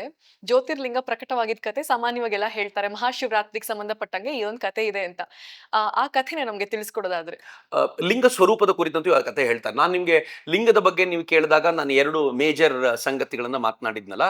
ಅಂದ್ರೆ ಅದು ಒಂದು ಸಂಕೇತವಾಗಿ, ಇನ್ನೊಂದು ಜನನೇಂದ್ರಿಯವಾಗಿ ಅದು ಕನ್ಸಿಡರ್ ಆಗುತ್ತೆ ಅಂತ. ಬಟ್ ಲಿಂಗದ ಉದ್ಭವ ಅದು ಆದ್ಯಂತರಹಿತ ಅಂತ. ಭಾರತದ ಕಲ್ಪನೆ, ನಾನು ಶೂನ್ಯ ಮತ್ತು ಅನಂತದ ಬಗ್ಗೆ ನಿಮ್ಗೆ ಹೇಳ್ತಿದ್ದೆ. ಶೂನ್ಯದ ಕಲ್ಪನೆ ಎಷ್ಟು ಕಷ್ಟವೋ ಅನಂತದ ಕಲ್ಪನೆಯೂ ಅಷ್ಟೇ ಕಷ್ಟ. ಯಾರಿಗೆ ಭಗವಂತನಿಗೂ ಸಾಧ್ಯವಾಗದೇ ಇರುವಂಥದ್ದು ಅಥವಾ ನಾವು ಯಾರನ್ನು ದೇವರು ಅಂತ ಕರಿತೀವಿ ಅವರಿಗೂ ಸಾಧ್ಯವಾಗದೇ ಇರುವಂಥದ್ದು ಅಂತ. ಈ ಸ್ಟೋರಿ ಆ ಅನಂತಕ್ಕೆ ಸಂಬಂಧಪಟ್ಟಿದ್ದು. ಇದು ಬರೀ ಏನೋ ಒಂದು ಕಥೆಯಾಗಿ ನಾವು ಸ್ವೀಕಾರ ಮಾಡದೆ ಆ ಅನಂತದ ಪರಿಕಲ್ಪನೆಯನ್ನು ಸ್ವೀಕಾರ ಮಾಡ್ಲಿಕ್ಕಾದ್ರೆ ನಮ್ಗೆ ಆಗ ಅರ್ಥ ಆಗುತ್ತೆ. ಹೇಗೆ ಅಂತ ನಾನು ಹೇಳ್ತೀನಿ. ಈ ಬ್ರಹ್ಮ ಮತ್ತು ವಿಷ್ಣುವಿಗೆ ಗಲಾಟೆ ಶುರುವಾಯ್ತಂತೆ. ಯಾರು ದೊಡ್ಡವರು, ನಾನ್ ದೊಡ್ಡವನೋ ನೀನ್ ದೊಡ್ಡವನೋ ಅನ್ನುವಂಥ ದೊಡ್ಡ ಗಲಾಟೆ ಶುರುವಾದಾಗ ತಕ್ಷಣ ಶಿವ ಜ್ಯೋತಿರ್ಲಿಂಗ ಸ್ವರೂಪದಲ್ಲಿ ಆವಿರ್ಭವಿಸಿದ. ಜ್ಯೋತಿರ್ಲಿಂಗ ಹೇಗೆ ಅಂತಂದ್ರೆ ಆದ್ಯಂತರಹಿತ, ಅದಕ್ಕೆ ಆದಿ ಇಲ್ಲ, ಅಂತ್ಯ ಇಲ್ಲ. ಅವನು ಕೇಳಿಕೊಂಡ ವಿಷ್ಣುವನ್ನ ಮತ್ತು ಬ್ರಹ್ಮನನ್ನ, ಬ್ರಹ್ಮ ನೀನ್ ಮೇಲಕ್ಕೆ ಹೋಗು, ವಿಷ್ಣು ನೀನು ಕೆಳಕ್ ಹೋಗು, ನನ್ನ ಅಂತಿಮವನ್ನ, ಕೊನೆಯನ್ನ ಯಾರು ಮುಟ್ಟಿ ಬರ್ತಾರೋ, ಯಾರು ನೋಡ್ಕೊಂಡು ಬರ್ತಾರೋ ಅವರು ಶ್ರೇಷ್ಠ ಅಂತ. ಬ್ರಹ್ಮ ಮೇಲಕ್ಕೆ ಹೋದ, ಇವನು ಕೂರ್ಮ ಸ್ವರೂಪದಲ್ಲಿ ಕೆಳಕ್ ಹೋದ. ವಿಷ್ಣು ಹೋಗಿ ವಿಷ್ಣು ತುಂಬಾ ಹೋದ ನಂತರವೂ ಕೂಡ, ತಿಂಗಳು, ವಾರಗಳ, ವರ್ಷಗಟ್ಟಲೆ ಹೋದ ನಂತರವೂ ಕೂಡ ಅವನ ಬುಡವನ್ನು ಶೋಧಿಸ್ಲಿಕ್ಕೆ ಅವನಿಗೆ ಆಗ್ಲಿಲ್ಲ. ಅವನ್ ಬಹಳ ಬೇಸರದಿಂದ ಬಂದ, ನಾನು ಸೋತ್ನಪ್ಪ, ಬ್ರಹ್ಮನೇ ಗ್ರೇಟ್ ಆಗಿರ್ಬೋದು ಅಂತ ಹೇಳಿ ಬಂದ. ಬ್ರಹ್ಮ ಮೇಲಕ್ಕೆ ಹೋದ, ಅವನಿಗೂ ಸಿಗಲಿಲ್ಲ ಅನೇಕ ತಿಂಗಳುಗಳು, ವರ್ಷಗಳ ನಂತರವೂ. ಆದ್ರೆ ಮೇಲಿಂದ ಒಂದು ಒಣಗಿದ ಎಲೆ ಬೀಳ್ತಾ ಇತ್ತು. ಬೀಳ್ತಾ ಇದ್ದಿದ್ದನ್ನು ನೋಡಿದ ಅವನು, ಎಲ್ಲಿಂದ ಬರ್ತಾ ಇದೆಯಾ ಅಂತ. ನಾನು ಮೇಲಿಂದ ಬರ್ತಿದ್ದೀನಿ, ಶಿವನ ಮುಡಿಯಿಂದ ಬೀಳ್ತಾ ಇದ್ದೀನಿ ಅಂತ, ಶಿವಲಿಂಗದ ಮುಡಿಯಿಂದ. ಇವನ್ ತಕ್ಷಣ ಹಾಗಿದ್ರೆ ನಾನು ನೋಡಿದೀನಿ ಅಂತ ಹೇಳ್ತೀನಿ, ನಿನ್ ಸಾಕ್ಷಿ ಹೇಳುಬಾ ಅಂತ ಬಂದ್ಬಿಟ್ಟ ಅಂತ. ಹಂಗ್ ಬಂದವನು ಶಿವನಿಗೆ ಹೇಳ್ದ, ನಾನು ನಿನ್ನ ತುದಿ ನೋಡ್ದೆ ನೋಡು, ಸಾಕ್ಷಿಗೋಸ್ಕರ ತಗೊಂಡ್ ಬಂದಿದ್ದೀನಿ ಈ ಒಣಗಿರೋ ಎಲೆನ ಅಂತ. ವಿಷ್ಣು ತಲೆ ತಗ್ಗಿಸಿ ನಿಂತ. ಆಗ ಹೇಳ್ದ, ವಿಷ್ಣು ನೀನ್ ಕರೆಕ್ಟ್ ಆಗಿದ್ಯಾ, ಯಾಕೆಂದ್ರೆ ನನಗೆ ಆದಿಯೂ ಇಲ್ಲ, ಅಂತ್ಯವೂ ಇಲ್ಲ, ಬ್ರಹ್ಮ ಸುಳ್ಳು ಹೇಳಿದ್ದಾನೆ ಅಂತ. ಬ್ರಹ್ಮನಿಗೆ ಇನ್ನು ಪೂಜೆ ಇಲ್ಲ ನಿನಗೆ ಅಂತ ಶಾಪ ಕೊಟ್ಟ. ವಿಷ್ಣುವಿಗೆ ಎಲ್ಲೆಡೆ ಪೂಜೆ ಇದೆ ಎನ್ನುವಂತ ಒಂದು ಗೌರವವನ್ನ ಕೊಟ್ಟ ಅಂತ ಕೂಡ ಹೇಳ್ತಾರೆ. ಇದು ಜ್ಯೋತಿರ್ಲಿಂಗದ ಆವಿರ್ಭಾವ. ಬಟ್ ದ ಫ್ಯಾಕ್ಟ್ ಇಸ್, ಭಾರತದಲ್ಲಿ ಆದಿ ಮತ್ತು ಅಂತ್ಯಗಳಿಲ್ಲದ ಪರಿಕಲ್ಪನೆ ಇದೆ. ಹೀಗಾಗಿ ನಮ್ಮ ವಿಶೇಷ ಏನು ಅಂತಂದ್ರೆ, ಈ ದೇಶದಲ್ಲಿ ನೀವು ಏನನ್ನು ತೆಗೆದುಕೊಂಡ್ರೂ ಕೂಡ ಅದಕ್ಕೆ ಸ್ಟಾರ್ಟ್ ಮತ್ತು ಎಂಡ್ ಅನ್ನೋ ಪರಿಕಲ್ಪನೆ ಇಲ್ಲ. ಉದಾಹರಣೆಗೆ ಹಿಂದೂ ಧರ್ಮ ಯಾವಾಗ ಹುಟ್ಟು? No one nose. ಹುಟ್ಟಿದ್ಯಾ ಅಂತ ಕೇಳಿದ್ರೆ ಇಲ್ಲ, ಹುಟ್ಲಿಲ್ವಾ ಅಂತ ಕೇಳಿದ್ರೆ ಇದೆ. ಆದ್ರೆ ಯಾವಾಗ ಹುಟ್ಟು ನೋ ಒನ್ ನೋಸ್. ಸೊ ಅದಕ್ಕೆ ನಾವು ತಮಾಷೆಯಿಂದ ಮಾಡ್ತಾ ಹೇಳ್ತಿರ್ತೀವಿ, ಯಾವುದು ಹುಟ್ಟಿರೋ ಡೇಟ್ ಇಲ್ವೋ ಅದಕ್ಕೆ ಡೆತ್ ಡೇಟು ಇರ್ಲಿಕ್ಕೆ ಸಾಧ್ಯ ಇಲ್ಲ ಅಂತ. ಹೀಗಾಗಿ ನಾಶವಾಗದೇ ಇರುವಂತ ಧರ್ಮ ಅಂತ ಯಾವ್ದಾದ್ರು ಇದ್ರೆ ಅದು ಹಿಂದೂ ಧರ್ಮ, ಯಾಕೆಂದ್ರೆ ಆದಿ ಮತ್ತು ಅಂತ್ಯರಹಿತವಾದ್ದು ಅಂತ. ಇನ್ ದ ಸಿಮಿಲರ್ ಮ್ಯಾನರ್ ನೀವು ಕೇಳಿ ನೋಡಿದ್ರೆ ವೇದಗಳಿಗೆ ಆದಿ ಮತ್ತು ಅಂತ್ಯ ಇದೆಯಾ? ಇಲ್ಲ. ವೇದ ಆದ್ಯಂತ ರಹಿತ ಅಂತ, ಅದು ಅನಂತವಾಗಿರುವಂತದ್ದು. ಹಿಂದೆ ಯಾವಾಗ್ಲೂ ಇತ್ತು, ಈಗ್ಲೂ ಇದೆ, ಮುಂದೆಯೂ ಇರುತ್ತೆ. ಅದಕ್ಕೆ ನಾನು ಆರಂಭದಲ್ಲೇ ಹೇಳಿದ್ನಲ್ಲ, ವೇದೋತ್ತರ ಕಾಲ ವೇದ ಕಾಲ ಅಂತ ಹೇಳಕ್ಕೆ ನಂಗೆ ಸಂಕಟ ಆಗುತ್ತೆ. ಯಾಕೆಂದ್ರೆ ಈಗ್ಲೂ ವೇದ ಕಾಲದಲ್ಲಿ ಹೇಳಿದ್ದೆಲ್ಲ ಇದೆ. ಈಗ್ಲೂ ನಾವು ಅಗ್ನಿಯ ಕುರಿತಂತೆ ಮಾತನಾಡ್ತೀವಿ, ಈಗ್ಲೂ ರುದ್ರನ ಕುರಿತಂತೆ ಮಾತಾಡ್ತೀವಿ, ಈಗ್ಲೂ ರುದ್ರ ಮಂತ್ರ ಹೇಳ್ತೀವಿ, ಈಗ್ಲೂ ಚಮಕ ಹೇಳ್ತೀವಿ, ಈಗ್ಲೂ ನಾವು ಹೋಮ ಹವನಾದಿಗಳನ್ನ ಮಾಡ್ತೀವಿ, ಈಗ್ಲೂ ಕಾಮ್ಯ ಕರ್ಮಗಳನ್ನ ನಿರಂತರವಾಗಿ ಮಾಡ್ತೀವಿ. ಇವೆಲ್ಲ ಇದೆ ಅಂತಂದ್ರೆ ವೇದ ಇದೆ. ಆದ್ರೆ ವೇದ ಪೂರ್ಣ ಅವತ್ತಿನ ತರ ಇದೆಯಾ? ಇಲ್ಲ. ನಾವು ಅವೆಲ್ಲ ಬಿಟ್ಬಿಟ್ಟಿದೀವಿ. ಎಷ್ಟಿದೆಯೋ ಅಷ್ಟು ಉಳಿಸ್ಕೊಂಡಿದ್ದೀವಿ. ವೇದ ಮುಂದಿರಲ್ವಾ? ಇನ್ನೂ ಇರುತ್ತೆ. ಇನ್ನೂ ಕೆಲವರು ಋಷಿಗಳು ಸೇರ್ಕೊಳ್ತಾರೆ. ಹೀಗಾಗಿ ಇದು ಆದ್ಯಂತರಹಿತ ಎನ್ನುವಂತ ಪರಿಕಲ್ಪನೆ. ಹಾಗೆ ನನ್ನ ಮತ್ತು ನಿಮ್ಮ ಬದುಕು ಆದಿ ಅಂತ್ಯರಹಿತ. ಶುರುವಾಗಿದ್ ಯಾವಾಗ? ಹಂಸ ಅವರ ಬದುಕು ಶುರುವಾಗಿದ್ ಯಾವಾಗ ಅಂತಂದ್ರೆ, ನಿಮ್ ಡೇಟ್ ಆಫ್ ಬರ್ತ್ ನೀವು ಹೇಳಿದ್ರೆ ಆಗ್ಲೇ ಶುರುವಾಯ್ತಾ ಅಂತ ಕೇಳಿದ್ರೆ, ಈ ಜಗತ್ತಿಗೆ ಆಗ ಶುರುವಾಗಿದೆ. ಬಟ್ ಹಿಂದಿನ ಜನ್ಮ, ಅದರ ಹಿಂದಿನ ಜನ್ಮ ಯಾವಾಗ ಆಯ್ತು ಅಂತ ಕೇಳಿದ್ರೆ, ಆಕ್ಚುಲಿ ಹಂಸ ನಿಮ್ ಏಜ್ ಏನು ಅಂತ ಯಾರಾದ್ರೂ ಕೇಳಿದ್ರೆ you may say some number. But actually ಹೇಳ್ಬೇಕು ಅಂತ ಏನು ಅಂತಂದ್ರೆ, ಈ ಜನ್ಮದಲ್ಲಿ ಈ ನಂಬರ್ ಅಷ್ಟೇ. ಆದ್ರೆ ಕಳೆದ ಅನೇಕ ಜನ್ಮಗಳನ್ನ ಲೆಕ್ಕ ಹಾಕಿದ್ರೆ ಅನೇಕ ಸಾವಿರ ವರ್ಷಗಳಾಗಿರ್ಬೋದು, ನಂಗೆ ಗೊತ್ತಿಲ್ಲ ಅಂತ. ಸೊ ಹೀಗಾಗಿ ಇದು ನಿರಂತರ ಚಕ್ರ. ನಾವು ಅದಕ್ಕೆ ಎಲ್ಲವನ್ನೂ ಚಕ್ರ ರೂಪದಲ್ಲಿ ಗುರುತಿಸ್ತೀವಿ. ಒಂದ್ಸಲ ಶತಾವಧಾನಿ ಗಣೇಶರು ಒಂದ್ಸಲ ಮಾತಾಡ್ತಾ ಬಹಳ ಚೆನ್ನಾಗಿ ಹೇಳಿದ್ರು, ನಂಗೆ ತುಂಬಾ ಚೆನ್ನಾಗಿ ನೆನಪಿದೆ. ಅವ್ರು ಹೇಳಿದ್ರು, ಈ ಚಕ್ರ ನಮ್ದೊಂದು ನಮ್ ಜೊತೆ ಅಂಟ್ಕೊಂಡ್ ಬಂದಿರುವಂತದ್ದು ಅಂತ. ಬ್ರಿಟಿಷ್ ಅಥವಾ ಈ ಕ್ರಿಶ್ಚಿಯನ್ರದ್ದು ಹಂಗಿಲ್ಲ. ಅವ್ರು ಹೇಗೆ ಅಂತಂದ್ರೆ, ಹುಟ್ಟುತ್ತಾರೆ, ಬದುಕ್ತಾರೆ, ಸಾಯ್ತಾರೆ, ಲೀನಿಯರ್ ಲೈಫ್. ನಮ್ದು ಹುಟ್ತೀವಿ, ಬದುಕ್ತೀವಿ, ಸಾಯ್ತೀವಿ, ಮತ್ ಹುಟ್ತೀವಿ, ಬದುಕ್ತೀವಿ, ಸಾಯ್ತೀವಿ, ಇದೊಂದು ಚಕ್ರ ಅಂತ. ಈ ಚಕ್ರದ ಕಾರಣಕ್ಕೆ ಏನಾಗಿದೆ, ನಾವು ಅಕ್ಷರ ಬರೆಯುವಾಗ್ಲೂ ಚಕ್ರಗಳೇ ಬರಿತೀವಿ. ಹೌದು. ನೀವು ಕನ್ನಡ ನೋಡಿ, ಆ ಪ್ರತಿಯೊಂದು ಚಕ್ರ ಚಕ್ರ ಸ್ವರೂಪದಲ್ಲೇ ಇದೆ. ಇಂಗ್ಲಿಷ್ ಅಕ್ಷರಗಳು ಲೀನಿಯರ್ ಅಕ್ಷರಗಳು. ಒಂದ್ ಗೆರೆ ಎಳಿ ಎ ಆಗತ್ತೆ, ಇನ್ನೊಂದ್ ಗೆರೆ ಎಳೆದ್ರೆ ಬಿ ಆಗತ್ತೆ, ಮತ್ತೊಂದ್ ಗೆರೆ ಎಳೆದ್ರೆ ಸಿ ಆಗತ್ತೆ, ಡಿ. ಈ ಎಲ್ಲ ಲೈನ್ಸ್ ಇವೆ. ಆದ್ರೆ ಇಲ್ಲಿ ಚಕ್ರದ ಗತಿ ಇದೆ ಅಂತ. ಸೊ ಚಕ್ರದ ಗತಿ ಅಂದ್ರೆ ಆದಿ ಮತ್ತು ಅಂತ್ಯ ಇಲ್ಲದ್ದು ಅಂತ. ಸೊ ಹೀಗಾಗಿ ನನಗೆ ಅನೇಕ ಬಾರಿ ಅನ್ಸತ್ತೆ, ಈ ಆದಿ ಮತ್ತು ಅಂತ್ಯವಿಲ್ಲದ ಸ್ವರೂಪವನ್ನ ಆ ಲಿಂಗ ಪರಿಕಲ್ಪನೆ ಮಾಡಿಕೊಡತ್ತೆ ಅಂತ. ಲಿಂಗ ಸ್ವರೂಪದ ಮತ್ತೊಂದು ವೈಶಿಷ್ಟ್ಯವೂ ಇದು. ಅಂದ್ರೆ ಆ ಚಕ್ರದ ಸ್ವರೂಪವನ್ನು ಹೇಳುತ್ತೆ ಮತ್ತು ಆದಿ ಮತ್ತು ಅಂತ್ಯ ಇಲ್ಲದ ಆ ಪರಿಕಲ್ಪನೆಗೆ ಆಳಕ್ಕೆ ನಮ್ಮನ್ನು ತೆಗೆದುಕೊಂಡು ಹೋಗುತ್ತೆ. ಸೊ ನೀವು ಬರೀ ಅದಕ್ಕೊಂದು ಬಿಲ್ವ ಪತ್ರೆ ಹಾಕೋದೇ ಉದ್ದೇಶ ಆದ್ರೆ ಪೂಜೆ ಮುಗಿಸ್ಬಿಡಿ. ಆದ್ರೆ ಆಳಕ್ಕೆ ಹೋಗುವ ಉದ್ದೇಶ ಇದ್ರೆ ಬರೀ ಆ ಲಿಂಗವೇ ಅತ್ಯದ್ಭುತವಾಗಿರುವಂತ ಪರಿಕಲ್ಪನೆಗಳನ್ನ ಹುಟ್ಟಾಕ್ಬೋದು ಅಂತ ಅನ್ಸುತ್ತೆ. ಸರ್, ಈಗ ಶಿವನ ಮತ್ತೊಂದು ಇಂಟ್ರೆಸ್ಟಿಂಗ್ ಸ್ವರೂಪ ಅಂದ್ರೆ ಅರ್ಧನಾರೀಶ್ವರ ರೂಪ. ಅಂದ್ರೆ ಯಾವ ದೇವತೆಗಳನ್ನು ನಾವು ಈ ರೂಪದಲ್ಲಿ ಕಾಣೋದಿಲ್ಲ. ಅಂದ್ರೆ ಧರ್ಮಪತ್ನಿಗೆ ಅರ್ಧ ದೇಹವನ್ನ ಕೊಟ್ಟು ಎಷ್ಟೊಂದು ಒಳ್ಳೆ ಮೆಸೇಜ್ ಅನ್ನ ಶಿವ ಕೊಡ್ತಾನೆ ನಮ್ಗೆ. ಅದ್ರ ಬಗ್ಗೆ ನಮ್ಗೆ ಹೇಳೋದಾದ್ರೆ. ಅಬ್ಸಲ್ಯೂಟ್ಲಿ ನೀವು ಹೇಳಿದ್ದು ಹೌದು. ಬಹುಶಃ ಜಗತ್ತಿನ ಯಾವ ಮತಪಂಥಗಳು ಕೂಡ ತನ್ನ ಪತ್ನಿಯನ್ನ ಈ ರೀತಿ ತೋರಿಸಿದಿಲ್ಲ. ನೀವು ಇದನ್ನ ನೀವು ಅಫೆಂಡಿಗಾಗಿ ತೆಗೆದುಕೋಬೇಕಾಗಿಲ್ಲ. ನೀವು ಕ್ರಿಶ್ಚಿಯಾನಿಟಿ, ಇಸ್ಲಾಂ ಇವೆಲ್ಲ ಹೇಗೆ ಅಂತಂದ್ರೆ, ಭಗವಂತ ಮೊದಲು ಪುರುಷನನ್ನ ಸೃಷ್ಟಿ ಮಾಡ್ತಾನೆ, ಅವನ ಪಕ್ಕೆಲುಬಿನಿಂದ ಅವನು ಸ್ತ್ರೀಯನ್ನ ಸೃಷ್ಟಿ ಮಾಡ್ತಾನೆ ಅಂತ. ಪಕ್ಕೆಲುಬಿನ ಒಂದು ಮೂಳೆಯನ್ನು ಮುರ್ಕೊಂಡು. ಸೊ ಸ್ತ್ರೀ ಅಂದ್ರೆ ಮನುಷ್ಯನ ಪಕ್ಕೆಲುಬಿನ ಒಂದು ಮೂಳೆ ಅಷ್ಟೇ ಅಂತ. ಆದ್ರೆ ನಮ್ದ್ರಲ್ಲಿ ಹಂಗಿಲ್ಲ. ಶಿವ ಎಂತ ಅದ್ಭುತವನ್ನ ತೋರಿಸಿಬಿಟ್ಟ ಅಂತಂದ್ರೆ, ಸ್ತ್ರೀ ಅಂತಂದ್ರೆ ಅದು ಪುರುಷನ ಅರ್ಧ ಭಾಗ. ಇನ್ನೂ ಒಂದು ಹೆಜ್ಜೆ ಮುಂದೆ ಹೋಗಿ ಹೇಳೋದಾದ್ರೆ, ಹೊರನೋಟಕ್ಕೆ ಸ್ತ್ರೀ ಮತ್ತು ಪುರುಷ, ಆದ್ರೆ ಆಂತರ್ಯದ ದೃಷ್ಟಿಯಿಂದ ನೋಡೋದಾದ್ರೆ ಸ್ತ್ರೀ ಪುರುಷರಲ್ಲಿ ಭೇದ ಇಲ್ಲ ಅಂತ. ಈಗ ನೀವು ದೇಹದ ಸ್ವರೂಪಕ್ಕೆ ಬಂದಾಗ, ಈ ಸ್ವರೂಪಕ್ಕೆ ಬಂದಾಗ ಭೇದಗಳು ಕಾಣಬಹುದು. ಕಾಣಬಹುದಾಗಿರುವಂತ ಕೆಲವು ಭೇದಗಳು ಹೊರನೋಟದಲ್ಲಿ ಇರ್ಬೋದು. ಪ್ರಾಣದ ವಿಚಾರಕ್ಕೆ ಬಂದಾಗ ನನ್ನಲ್ಲಿರುವಂತ ಪ್ರಾಣಶಕ್ತಿ ಮತ್ತು ನಿಮ್ಮಲ್ಲಿರುವಂತ ಪ್ರಾಣಶಕ್ತಿಯಲ್ಲಿ ಡಿಫರೆನ್ಸ್ ಇದೆಯಾ? ನೋ. ಅದೇ ಗಾಳಿಯನ್ನು ತಗೊಳ್ಳೋದು, ಅದೇ ಗಾಳಿ, ಅದೇ ಪ್ರಾಣ ನಮ್ಮೊಳಗೆ ಶಕ್ತಿಯಾಗಿ ಸಂಚಾರ ಮಾಡೋದು, ದೇರ್ ಇಸ್ ನೋ ಡಿಫರೆನ್ಸ್. ಇನ್ ಸ್ವಲ್ಪ ಆಳಕ್ಕೆ ಹೋಗಿ ನೀವು ಮನಸ್ಸಿನ ಆಳಕ್ಕೆ ಹೋದಾಗ, ನನ್ನ ಮನಸ್ಸಿನ ಲೋಕಕ್ಕೂ ನಿಮ್ಮ ಮನಸ್ಸಿನ ಲೋಕಕ್ಕೂ ಭಿನ್ನತೆ ಇದೆಯಾ? ನೋ, ಏನು ಭಿನ್ನತೆ ಇಲ್ಲ. ಇನ್ನೂ ಸ್ವಲ್ಪ ಆಳಕ್ಕೆ ಹೋಗಿ ಬೌದ್ಧಿಕ ಮಟ್ಟಕ್ಕೆ ಹೋಗ್ಲಿಕ್ಕೆ ಬಂದಾಗ, ಯಾರ ಬುದ್ಧಿಯನ್ನು ಯಾರು ಚಾಲೆಂಜ್ ಮಾಡೋದು? ನೀವು ಯಾಜ್ಞವಲ್ಕ್ಯರ ಎದುರಿಗೆ ಗಾರ್ಗಿ ನಿಂತು ಪ್ರಶ್ನೆ ಮಾಡ್ತಾಳೆ ಅಂತಂದ್ರೆ ಯಾವ ಸ್ತ್ರೀ ಯಾವ ಪುರುಷ? ಏನೂ ಇಲ್ಲ. ಸ್ತ್ರೀ ಮತ್ತು ಪುರುಷರ ನಡುವೆ ಅಲ್ಲಿಯೂ ಭೇದ ಇಲ್ಲ. ಇನ್ನು ಆತ್ಮದ ವಿಚಾರಕ್ಕೆ ಹೋದಾಗ್ಲಂತೂ ಯಾರೊಳಗೂ ಭೇದದ ಪ್ರಶ್ನೆಯೇ ಇಲ್ಲ. ಇದು ಭಾರತೀಯ ಚಿಂತನೆ, ಇದು ಹಿಂದೂ ಧರ್ಮದ ಚಿಂತನೆ. ಸೊ ಈ ಚಿಂತನೆಯನ್ನ ಆ ಇಡೀ ಚಿತ್ರ ಎಷ್ಟು ಚೆನ್ನಾಗಿ ಪ್ರತಿನಿಧಿಸುತ್ತೆ ಅಂತಂದ್ರೆ ಅಲ್ಲಿ ಏನು ಆ ಭೇದ ಇಲ್ಲ ಅಂತ ತೋರಿಸುತ್ತೆ.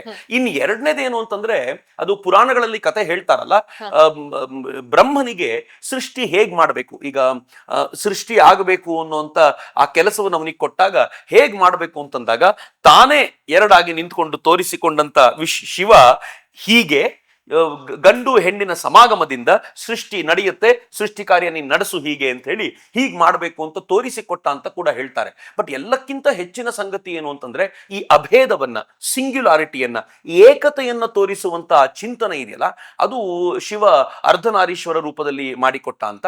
ಆಮೇಲೆ ಎರಡನೇದು, ಶಿವ ಮತ್ತು ಶಕ್ತಿ ಅಭೇದ ಅಂತ, ಭೇದ ಇಲ್ಲ ಅದರಲ್ಲಿ.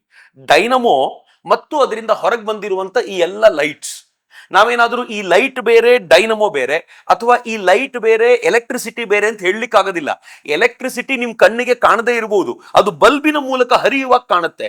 ಡಸ್ ದಟ್ ಮೀನ್ ಈ ಬಲ್ಬ್ ಬೇರೆ ಮತ್ತು ಆ ಎಲೆಕ್ಟ್ರಿಸಿಟಿ ಬೇರೆ? ನೋ. ಈ ಎಲೆಕ್ಟ್ರಿಸಿಟಿ ಆ ಬಲ್ಬಿನ ಮೂಲಕ ಹಾದಿರುವಾಗ ಇದು ಬಲ್ಬ್ ಕಾಣಿಸ್ಕೊಳ್ತಾ ಇದೆ, ಎಲೆಕ್ಟ್ರಿಸಿಟಿ ಕಾಣಿಸ್ತಾ ಇಲ್ಲ. ಶಿವ ಎಲೆಕ್ಟ್ರಿಸಿಟಿ ಆದ್ರೆ ಬಲ್ಬ್ ಶಕ್ತಿ, ಇಬ್ರಲ್ಲೂ ಭೇದ ಇಲ್ಲ, ಇಬ್ರು ಒಂದೇ.